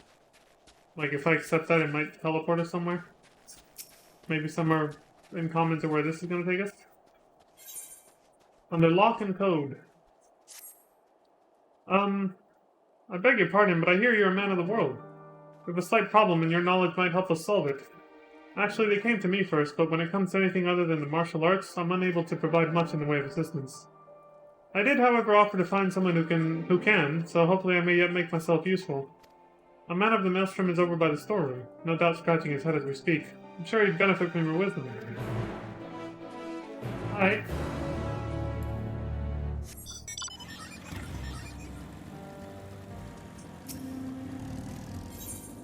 Heroes all. Could you spare a few moments to assist me? Sure, what's up? The situation is rather dire, I'm afraid. Even now, our healers continue to treat the Imperial troops encountered on the Magna Glakis, and prolonged use of curative magics has pushed them beyond their limits. To make matters worse, spending so much time around the Tempered, with all their raping and thrashing about, takes its tolls on their carers. I dare say a few words of encouragement from the champion of Eorzea will help raise their spirits. I also have a few bottles of ether to alleviate their fatigue. Do you mind distributing these among the healers? I've always wondered what ether tastes like. Ever since FF7.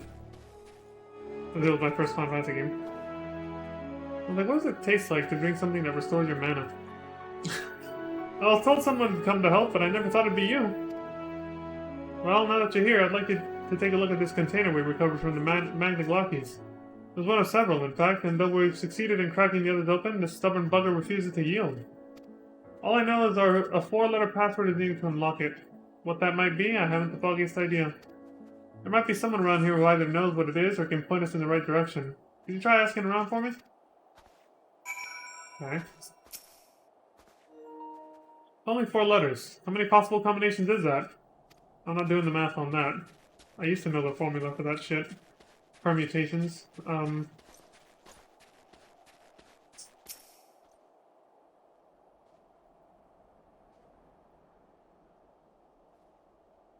Sorry, I don't know the exact code, but given that the container belonged to the third Legion, perhaps the password has some sort of significance to them? Thank you for your help, milady.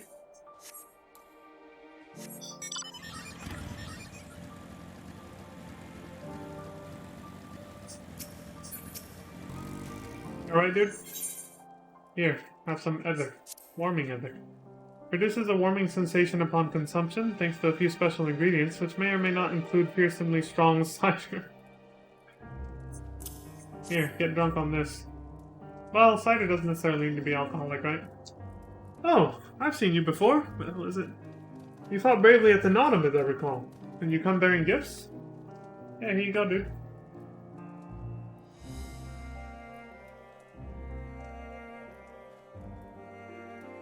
Wow, that tastes like milk or something. Like, I must be really dehydrated. 'Cause I got really thirsty and then I drank that. That tasted really fucking good. The better it tastes, the thirstier it means you are. When it's just plain water anyway. That's kind of how it is. But even food works that way. Yes. Feeding the tempered is a lot harder than I'd imagined. Before we came here, I'd only heard rumors of the condition, but to see it with my own eyes? No one deserves that. No one. That's why the work we do is so important. Once I have finished resting, as I was ordered, I'll return to the patients. Thank you for your kindness.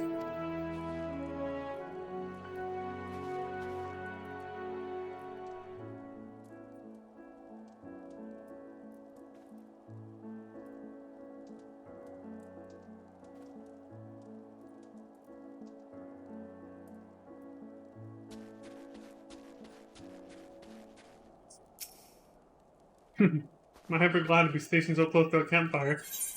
Here you go, you need this too. The Warrior of Light? It's an honor to meet you.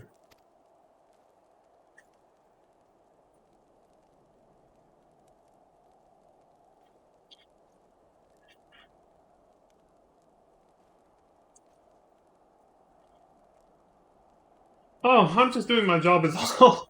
No need to thank me. Well, truth be told, it's beginning to wear on me bit by bit.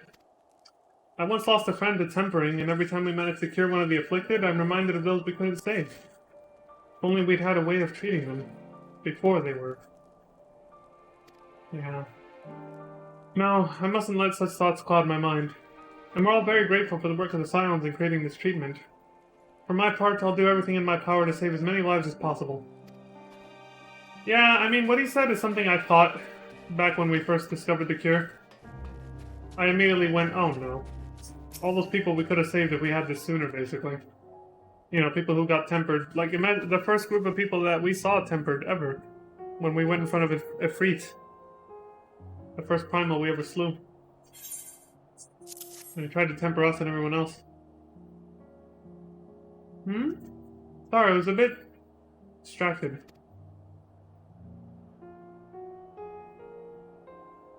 Aye. You wouldn't believe some of the things I've seen. Those poor bastards. Calling out to Varus for salvation, wailing out anthems praising the Empire. And then there's the screaming. Gosh, I can still hear them. Excuse me? But I mustn't let that stop me from fulfilling my duty. I'll fill my ears with wax if I have to. And once I get this ether down my neck, I'll return to my post. Careful what you wish for. I've had my ears filled with wax and it's not pleasant. My own earwax, of course, but yeah. Having to flush that shit out with like, what is it, hydrogen peroxide? It's awful.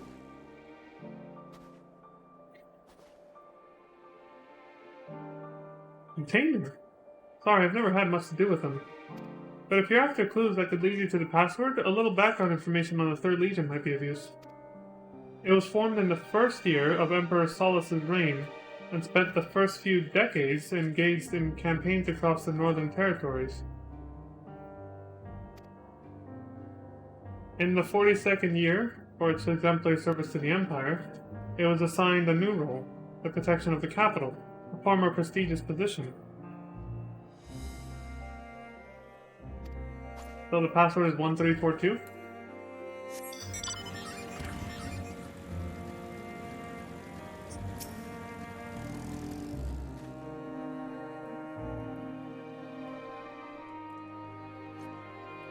I understand it's common for people to choose dates and so forth of special importance as their password.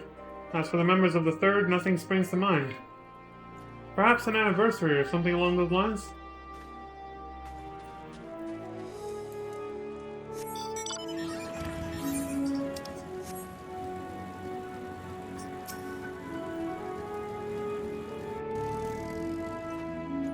Ah, you finished your rounds then.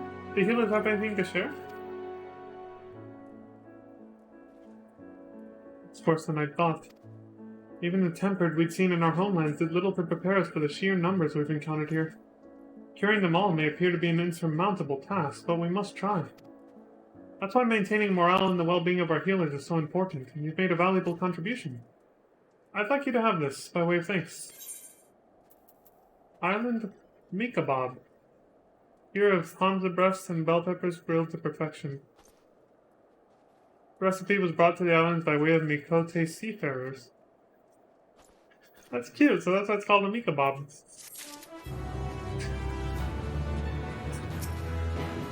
Adorbs. Hey, buddy. Like this.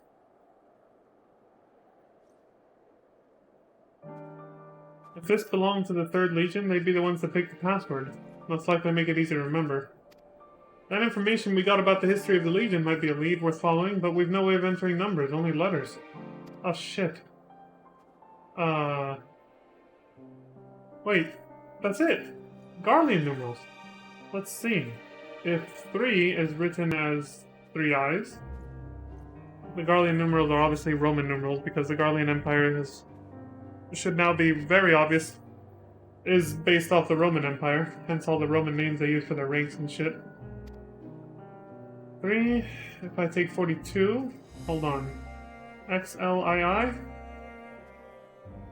10 minus 50, that's 40, plus 2, yes, that's 42.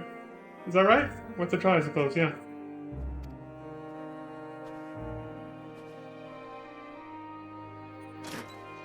It worked!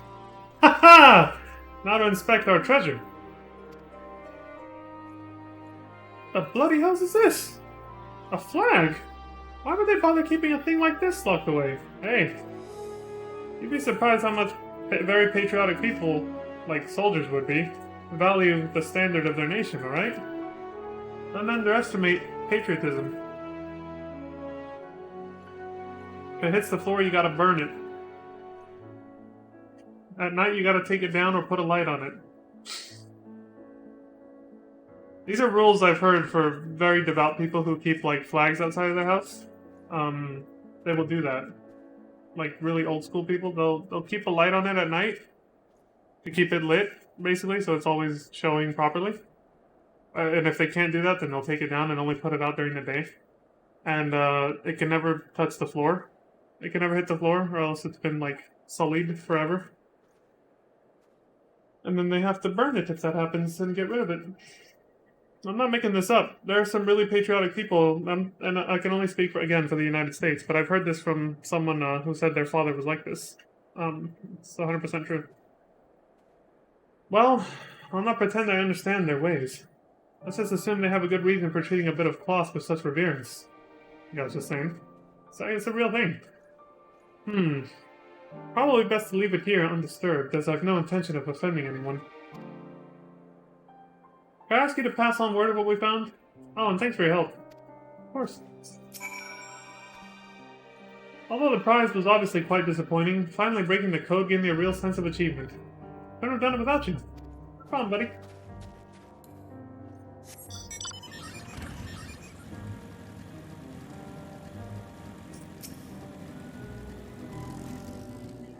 So, has the investigation finally reached its conclusion? Yeah. A Garlean flag. Would be wise to treat it with respect. The chain it bears represents the unity between the people of the Empire, a unity that is all but lost. That's what that is. I kind of wonder what the Garlean flag was meant to be. To think that this banner would be locked away rather than raised proudly. A relic of Garlemald's past. Though they have long been our enemies, to see its people brought so low. Yeah. Forgive me, I have spoken overmuch. Though the search did not uncover any resources to speak of, at least the mystery of the locked container can be laid to rest. Yeah, our thanks.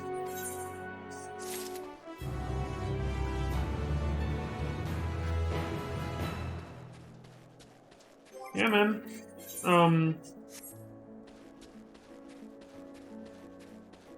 This is too much. I know what he's thinking. Hold on, there was something else I was going to say. Fuck, it left my mind. What was it?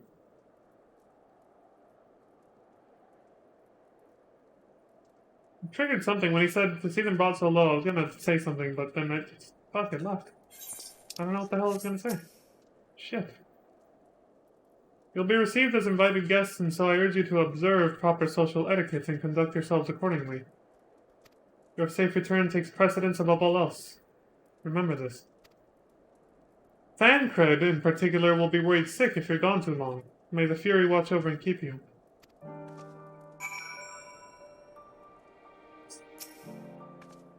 As I said before, Chadcred can be quite the warrior.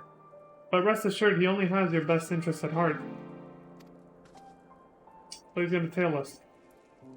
Keep us safe. Makes sense. Are you and the children ready? I'll explain the route once we're outside your camp. If anyone attempts to follow us, we will judge it an act of hostility. We will not hesitate to take appropriate measures. Good thing Thancred's a ninja. I would expect nothing less. You have our full cooperation. Alright, Giga Chad Cred, to keep us safe.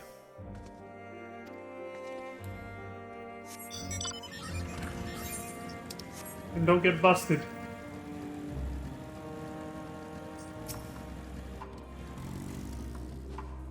Where do you think their headquarters are? I assume there are a few others beside him and this commander he mentioned. We will do only as instructed. After all, this is what we have been striving for ever since we arrived. Alright, this is far enough. Listen carefully. We head over to a hill, then follow the road until we reach Liminal Station 4. Children in the lead. I want you where I can see you. We do have names, you know. I'm Alize and he's Alfino. And last but not least, there's Leon. Leon? Where have I heard that name before? Or that before? Fuck, I'm probably very infamous in Garlemald after what I've done to the Garleans. No matter. Alfino and Alize will watch the road ahead while we bring up the rear. I wasn't lying about there being many dangers, so you're to run. Not saunter, run towards the station. If you even think about going for your weapon, the deal's off. Should any creatures bar the way, we go around them. Once you choose to depart, Julius will accompany you. Alfino now is able to begin moving towards the destination. Make your way to Liminal Station 4 without falling behind. Okay. Ready to make a dash for the station? Yep. Over that hill, right? I set off at a brisk walk. I think a brisk walk is a jog. Like I said, they really went in on this mechanic. They keep using it for side quests and main scenario quests, like, a lot. Immersion! Well, what now, jackass?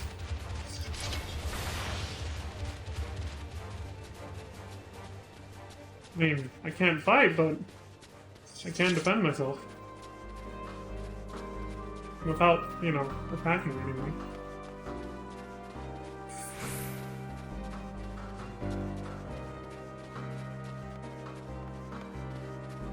Street line post.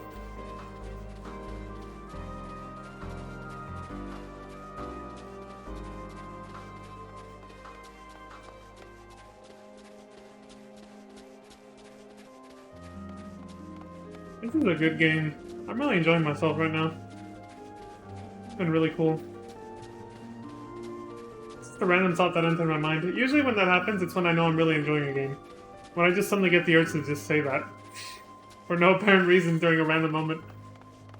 It happened when I was playing FF7 Remake, and it also happened, like my first playthrough of FF7 Remake, and also a few expansions of this game during the marathon. I'm pretty sure I said that at some point.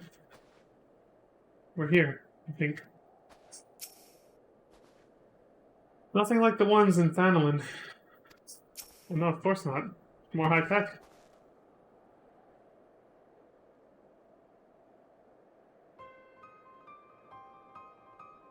I should have turned around to see if Thancred was following us. If we could see him from, like, far away. This is it. The first stop, that is. Oh! He's probably behind that tree! Good. It looks like your friends did better than to follow us. You gonna try and kill us now? Are these your headquarters? No.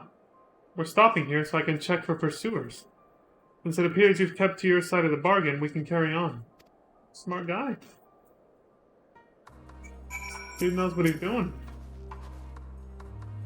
I wonder what sort of conditions Julius and his comrades are living in. If they've any sense, they'll have picked somewhere like Victor's Spoils to take shelter.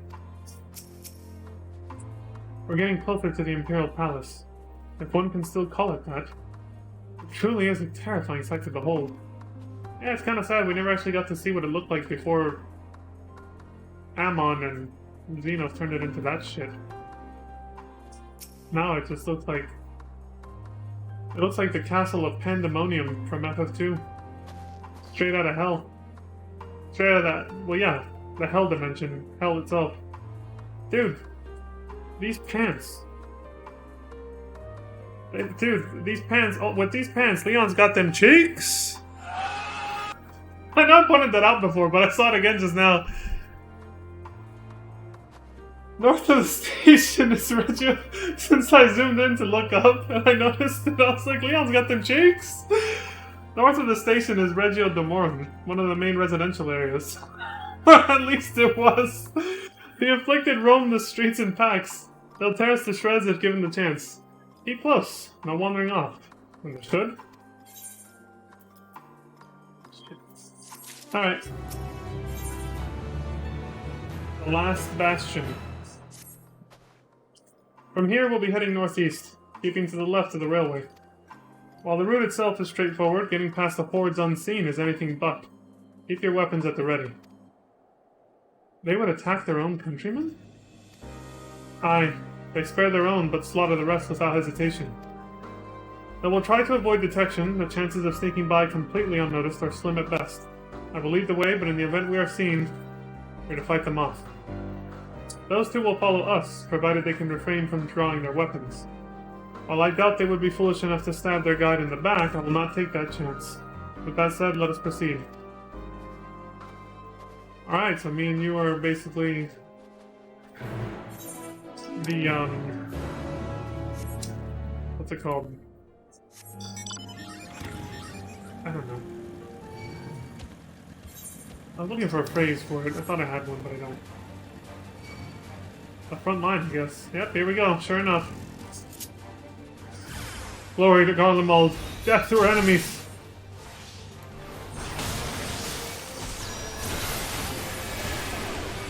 Oh, great. Now this thing, too. What? No. I was trying to initiate auto attack on it.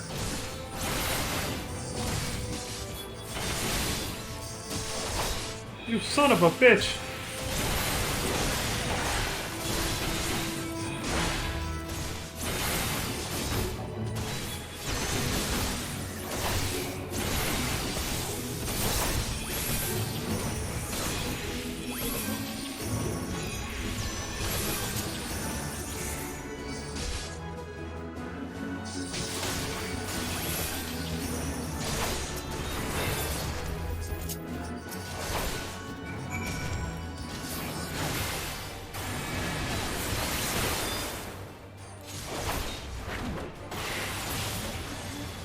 Asshole.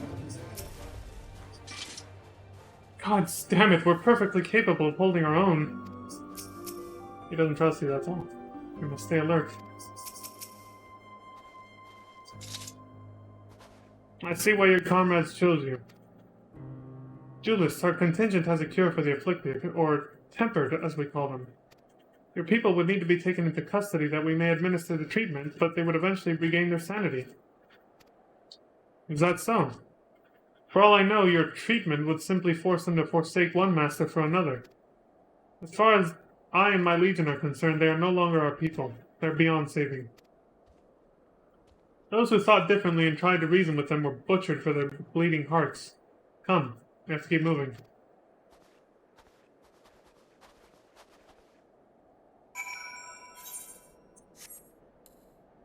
She's unreliable. We have no place for a bleeding heart like her. Or something. Whatever the hell Nikolai says in Resident Evil 3 Remake about Jill at the beginning. It's too soft. Can't pull the trigger when it counts.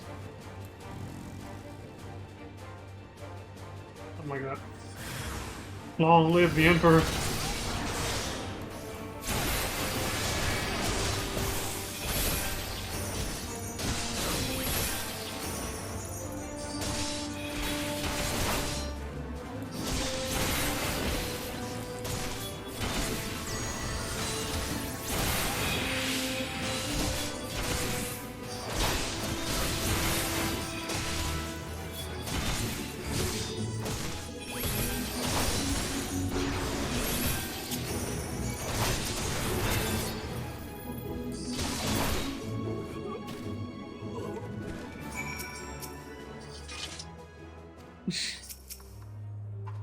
Hate to watch you bear this burden alone.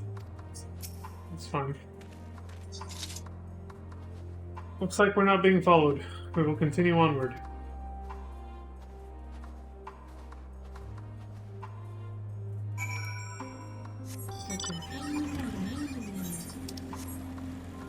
I like the music here. Like, a lot. One of those ambience musics, or one of those, yeah, like, I don't know how to say it, but, you know, an ambience sort of melody that just really hits the mark for me. He truly believes there's nothing that can be done for them. I wonder he isn't afraid to get his hands dirty. Mercilessly slaughters them, yes. The surest way to limit casualties is to reach our destination without drawing attention to ourselves. Perhaps afterwards we can try again to convince Julius that the temperate can be saved.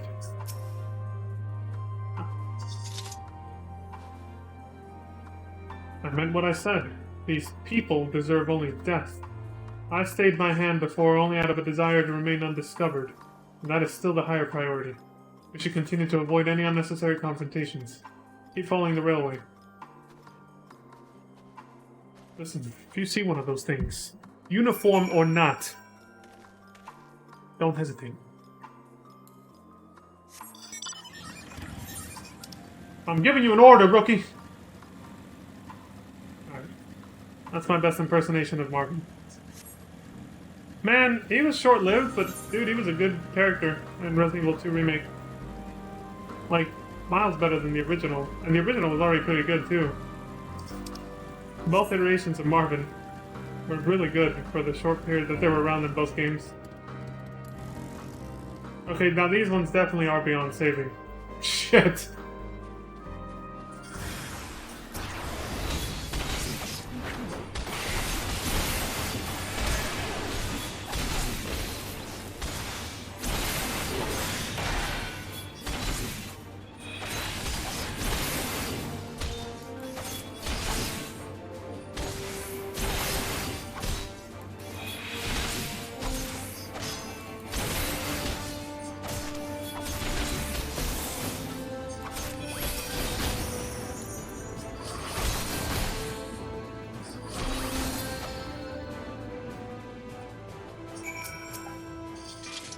Such a transformation is likely irreversible. Yeah. I think they were once ordinary people. I know, they look horrific now. Look at what they have become. Would you still stand there and claim that they can be cured? Not those ones, no.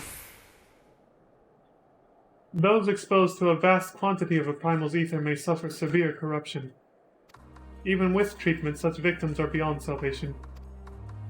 Then you admit it. Now that you have seen these monstrosities for yourself, perhaps you will think twice before speaking of a cure.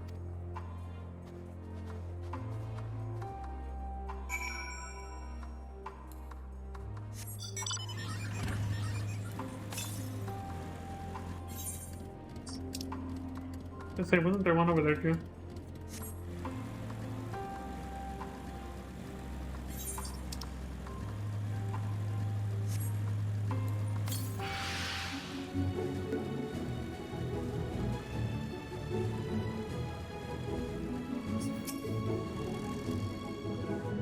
Even here in the outskirts, it's plain to see how vastly different Garlemald is compared to other cities. Though I wish there was another way. I thank you for keeping us from harm. Of course. We're almost there. You have kept your side of the agreement, so I will keep mine. This way.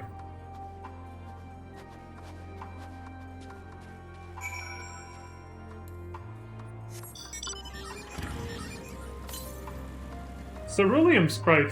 Wow. Even for gasoline, there's sprites.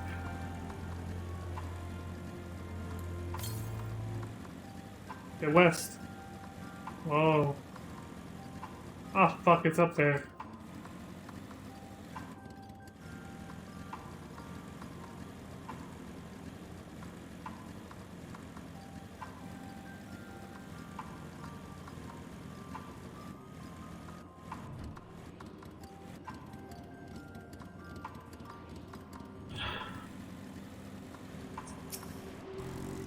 place must have been very pretty before.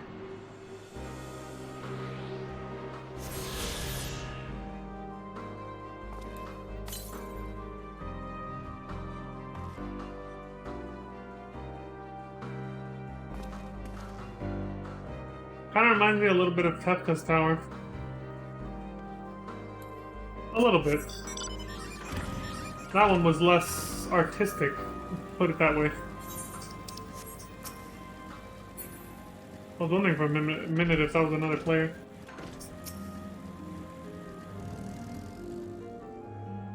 This is Tertium, one of Garlemald's largest stations, and now serves as our headquarters. I've already sent the twins ahead. I'll be with you soon, so wait for me at the bottom of the stairs. Now it's really starting to remind me of Insomnia. Go on, down the stairs, like I told you. Or is this your first time into an underground station? They're all over Garlemald. Even during severe blizzards, we could use them to travel from one end of the city to another. Back when they were still in operation, that is. What really reminds me of Insomnia is the fact that the remaining faction of, the city's military, essentially, made camps and bases in the subway tunnels, which is where we're going, the subway. Julie has no intention of speaking with you.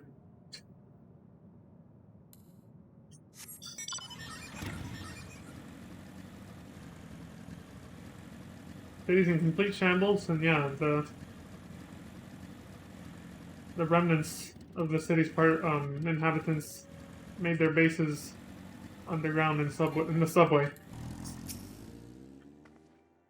I had no idea they had such expansive structures built underground. Subway. Not so fresh.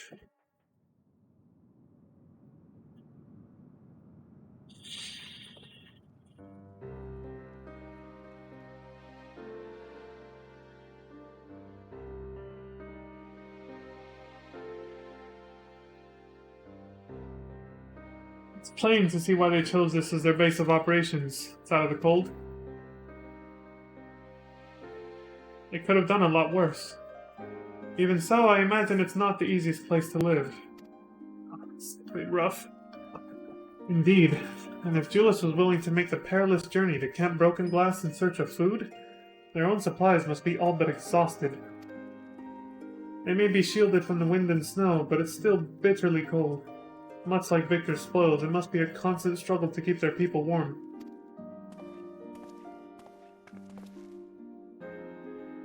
Lower your voices. While you may be here as my guests, the others will not take kindly to your presence. My commander's in the locomotive over there.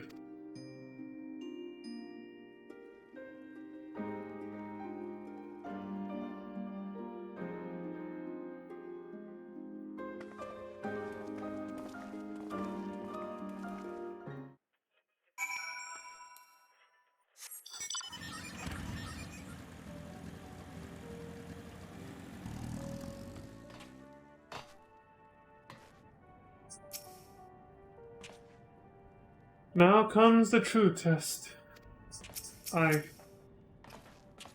He certainly looks the part. Thought that was an NPC for a second, and I realized what he's wearing. Which, hey, look, he's bundled up for the weather, that guy, you know? He's, looking very casual, but look, he's got sweatpants and a very comfy sweater and a little baseball cap. He definitely knows what he's doing. He knows.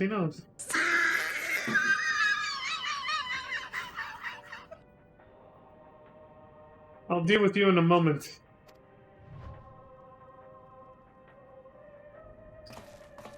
What the? He's got the uniform of that one judge from FF12. That's the exact neck thing. I forgot his name, though. Yeah, you fight him, too. But I forgot his name. These are their chosen representatives.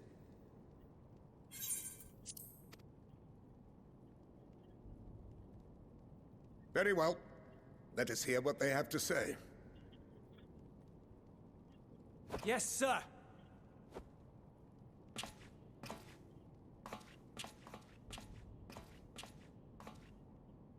I present to you our commander, Lord Quintus Vankina, Legatus of the First Legion. Doesn't ring a bell. Could be a different name. The first? I had no idea you had survived.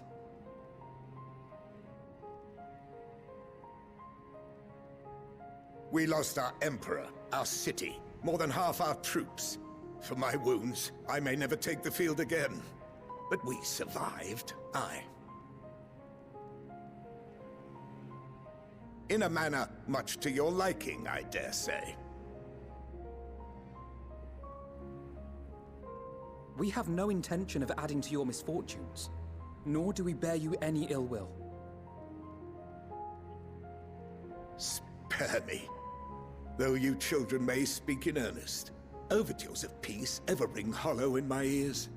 So long as man stands to profit from his neighbor's suffering, war is inevitable. That is true. Driven from our ancestral homeland into this blasted waste. Yet still you yearned to rob us of our paltry scraps. 'Twas only with Magitech that you learned to keep your distance. Though we knew it was only a matter of time before you regrouped and returned. I see. He was referring to back then. Yeah. Conquest and empire were our only defenses. Emperors Solus and Varys understood this, and through their campaigns saw us grow and prosper. Much blood has been spilled in Garlemald's name, aye. But if it is a choice between yours and mine, then it is hardly a choice at all. I do not deny that a great many conflicts throughout history were driven by the desire or necessity to gain by another's loss. That is not why we are here. Nor have we come to petition your aid in the war with the Telophoroi, grave though that threat may be. Our purpose is simply this. We wish to help you. Let us help you. If there is aught that can be done to ease your plight, we would be glad to do it. Perhaps you would.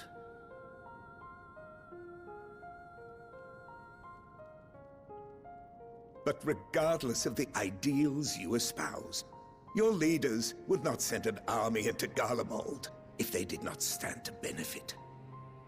If we accept their aid, they will expect their efforts to be rewarded once the Telophoroi are no longer a threat.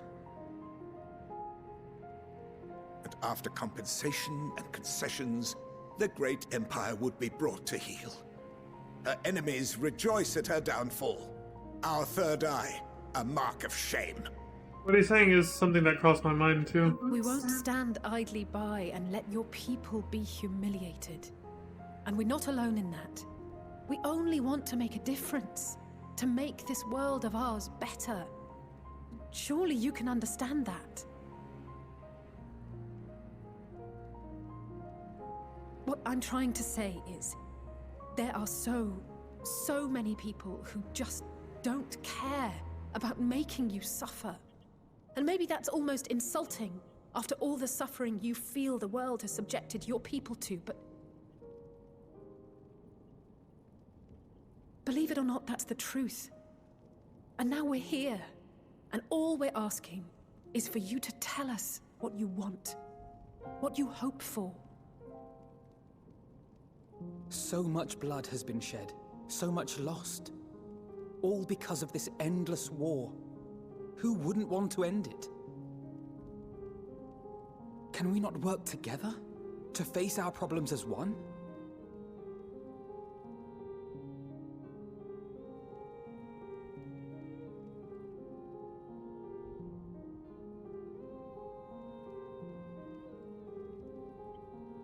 Answer me this, young peacemakers. If a world without conflict is your desire, why reject the unity and prosperity of Garlemald? Is it because we do not share your faith? That we do not share your heritage? It's because you were treating us like That shit. our ideals and virtues differ? That we cherish and hold in the highest that which you do not? Disparity is the root of discord, and peace built on compromise is flawed and fleeting. Happiness for one and all is a dream, and the reality is that to the victor go the spoils. That is why we Garleans will never submit nor surrender. For freedom and for pride, we will remain true to ourselves until the bitter end. That is my hope.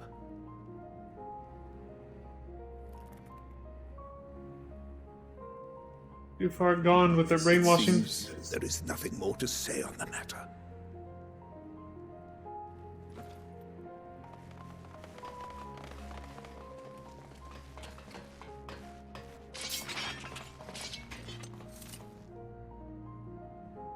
You will remain here while I decide what is to be done with you.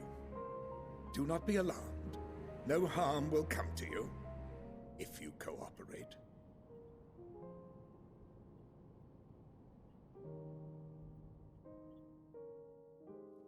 We will not resist.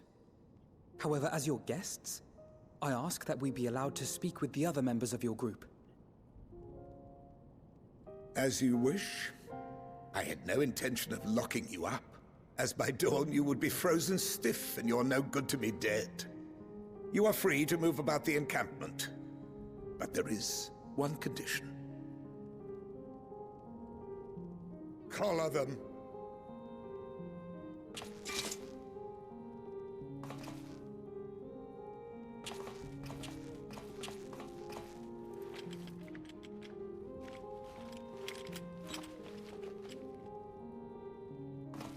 What are these?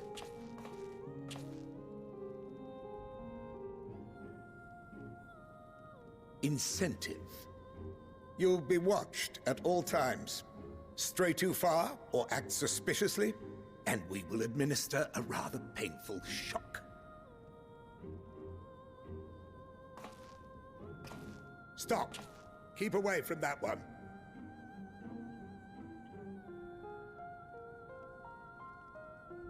The champion of Eorzea is not so easily cowed.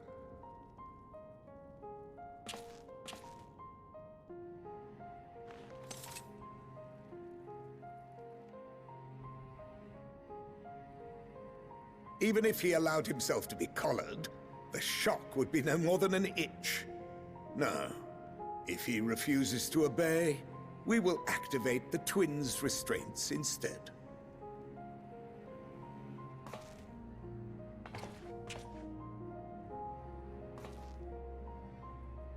You needn't worry about us. We'll forget we're even wearing them soon enough. Even now, you still... Why go to such lengths? What is it all for?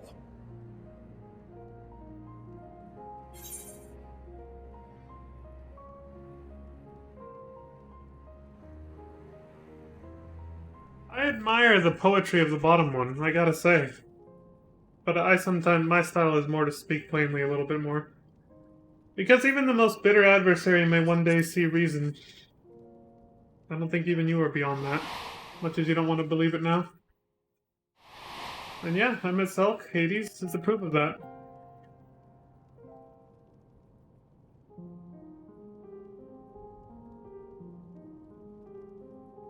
You are a curious one. A far cry from the merciless barbarian others paint you to be. You will be their warden. Take them away. Yes, sir.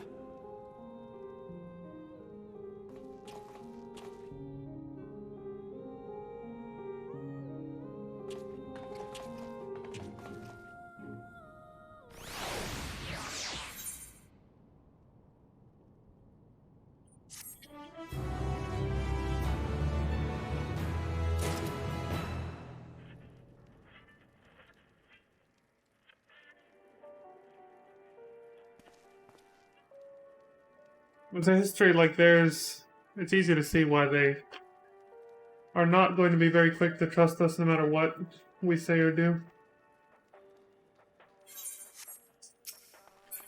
And never forget that they were the first ones that were persecuted and driven off their lands and essentially colonized and imperialized by others. Okay.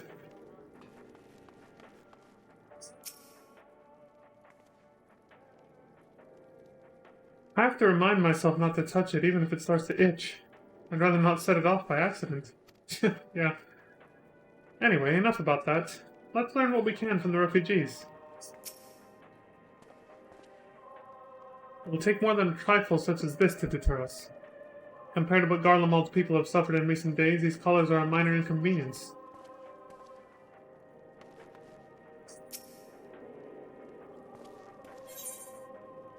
Persona non grata. Gotta learn what these phrases fucking mean.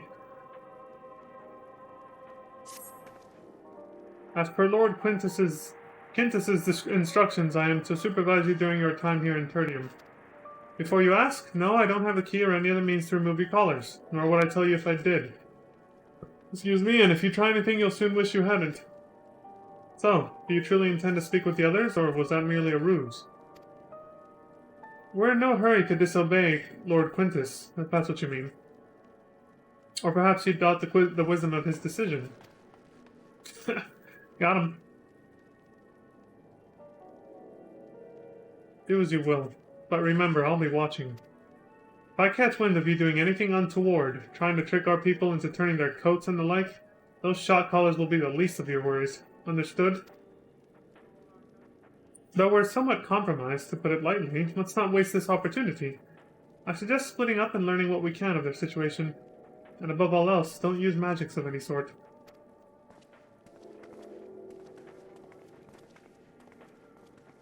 You, on the other hand, may go wheresoever you wish, even outside the camp. I know full well I couldn't stop you if I tried. But do not forget, if you do anything to endanger us or our interests, Alfino and Alize will pay the price. You heard what I said. Don't make me repeat myself.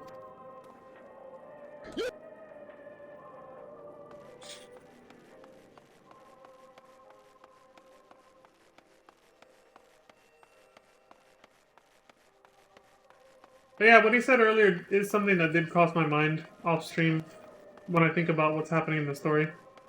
And even a little bit, like, while playing the game too, but like, it did cross my mind that what if after all of this is over, you know, the Garleans are then just a shadow of their former self, and then, you know, they're just sort of seen as, like, well, in his words, the way they put it, like, the third eye and everything is just something to be ashamed of because of what they did before the Talafra and everything, and then it just becomes awkward between everyone, you know?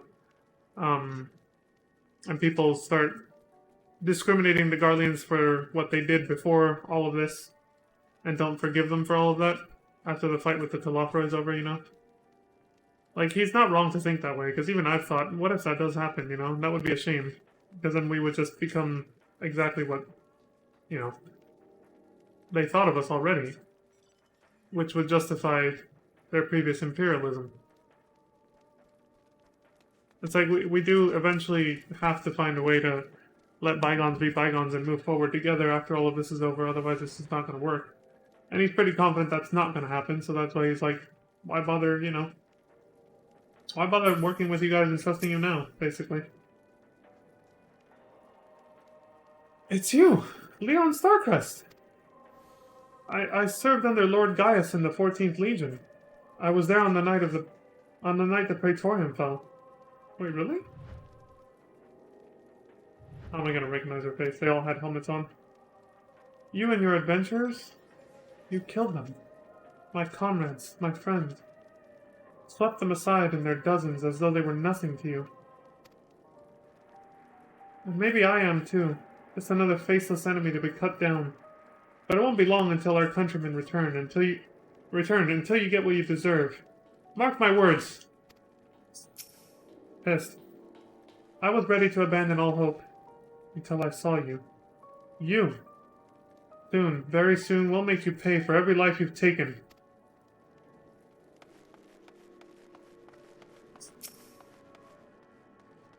No point in arguing, she's not wrong. So cold. This young soldier's on the verge of losing consciousness. He's out.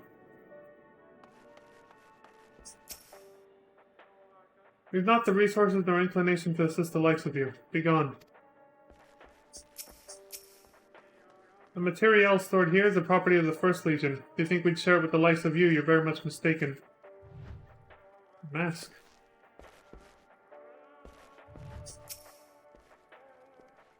I know who you are. The so-called champion of Eorzea. Come to gloat, have you? I'll wipe that smirk off your face. By the blood of our fallen compatriots, I swear I'll... Oh. Damn. Where were the sutures? Of all the times. The worst of the lot was in striking distance, and I can't even muster the strength. If it weren't for the third bleeding us, we'd be the end of you. Virgilia's treachery nearly cost Lord Quintus's life, but we made our escape. Took shelter in a mansion, tended to the wounded as we prepared to strike back, and then... night fell and we gathered around the radio. Then the roar. The terrible roar. The capital was in chaos, but we were spared. You can call this a mercy. Mind intact, but body broken. A soldier in name alone. I'd cut you down where you stand if I could. Murderer. How it must pain Lord Quintus to see our proud legion reduced to this. My suffering, my regrets, they are nothing compared to his. Yeah, I am a murderer. It's true.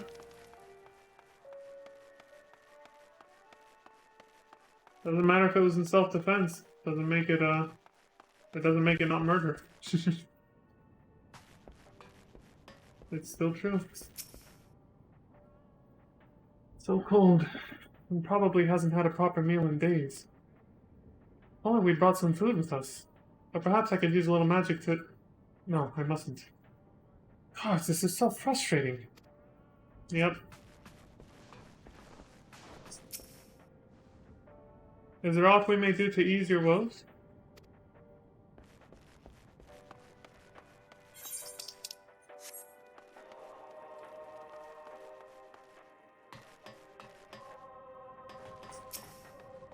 I have made my position quite clear. Do not test my patience.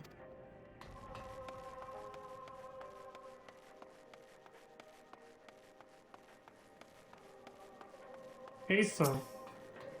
Queso? Cheese? Oh, that would be Queso. You came with Julius, didn't you? How is it? Oh my god, it's been 2 hours and a half, I didn't even notice. Well, whatever business brought you here, you'd best keep your hands off that aetherite. It's deactivated, but I'd rather you didn't mess about with it. There are others throughout the city, built by Garleans. 4 Garleans. They teleport all over in the blink of an eye, provided there was a terminal nearby. These days, however, we use the aetherite's power to keep this place lit. Though that comes at the cost of its normal function. So that's why it doesn't work. My expertise in maintaining Magitech weaponry isn't exactly applicable to the Machina you'll find here, but I'll see if I can get this aetherite working again. Anything to keep busy. I didn't realize 30 minutes, I guess I got so fucking engrossed by the story, I didn't even realize it's been half an hour since I should have taken a break. There could be another long cutscene when I finish this, so I'll just do this objective and then fuck off. The freighter is the same model as the one used at Victor's Spoils. Perhaps it is what saved the soldiers here from being tempered. Starting to seem that way. So, yeah, I'll go ahead and take a break now. But yeah, what I was saying earlier, I mean, I won't hide from it. It is what it is. I'll just stay right here. It will self-defense, so I don't regret it, but yeah, it is still murder. They have every right to hate me for killing their comrades.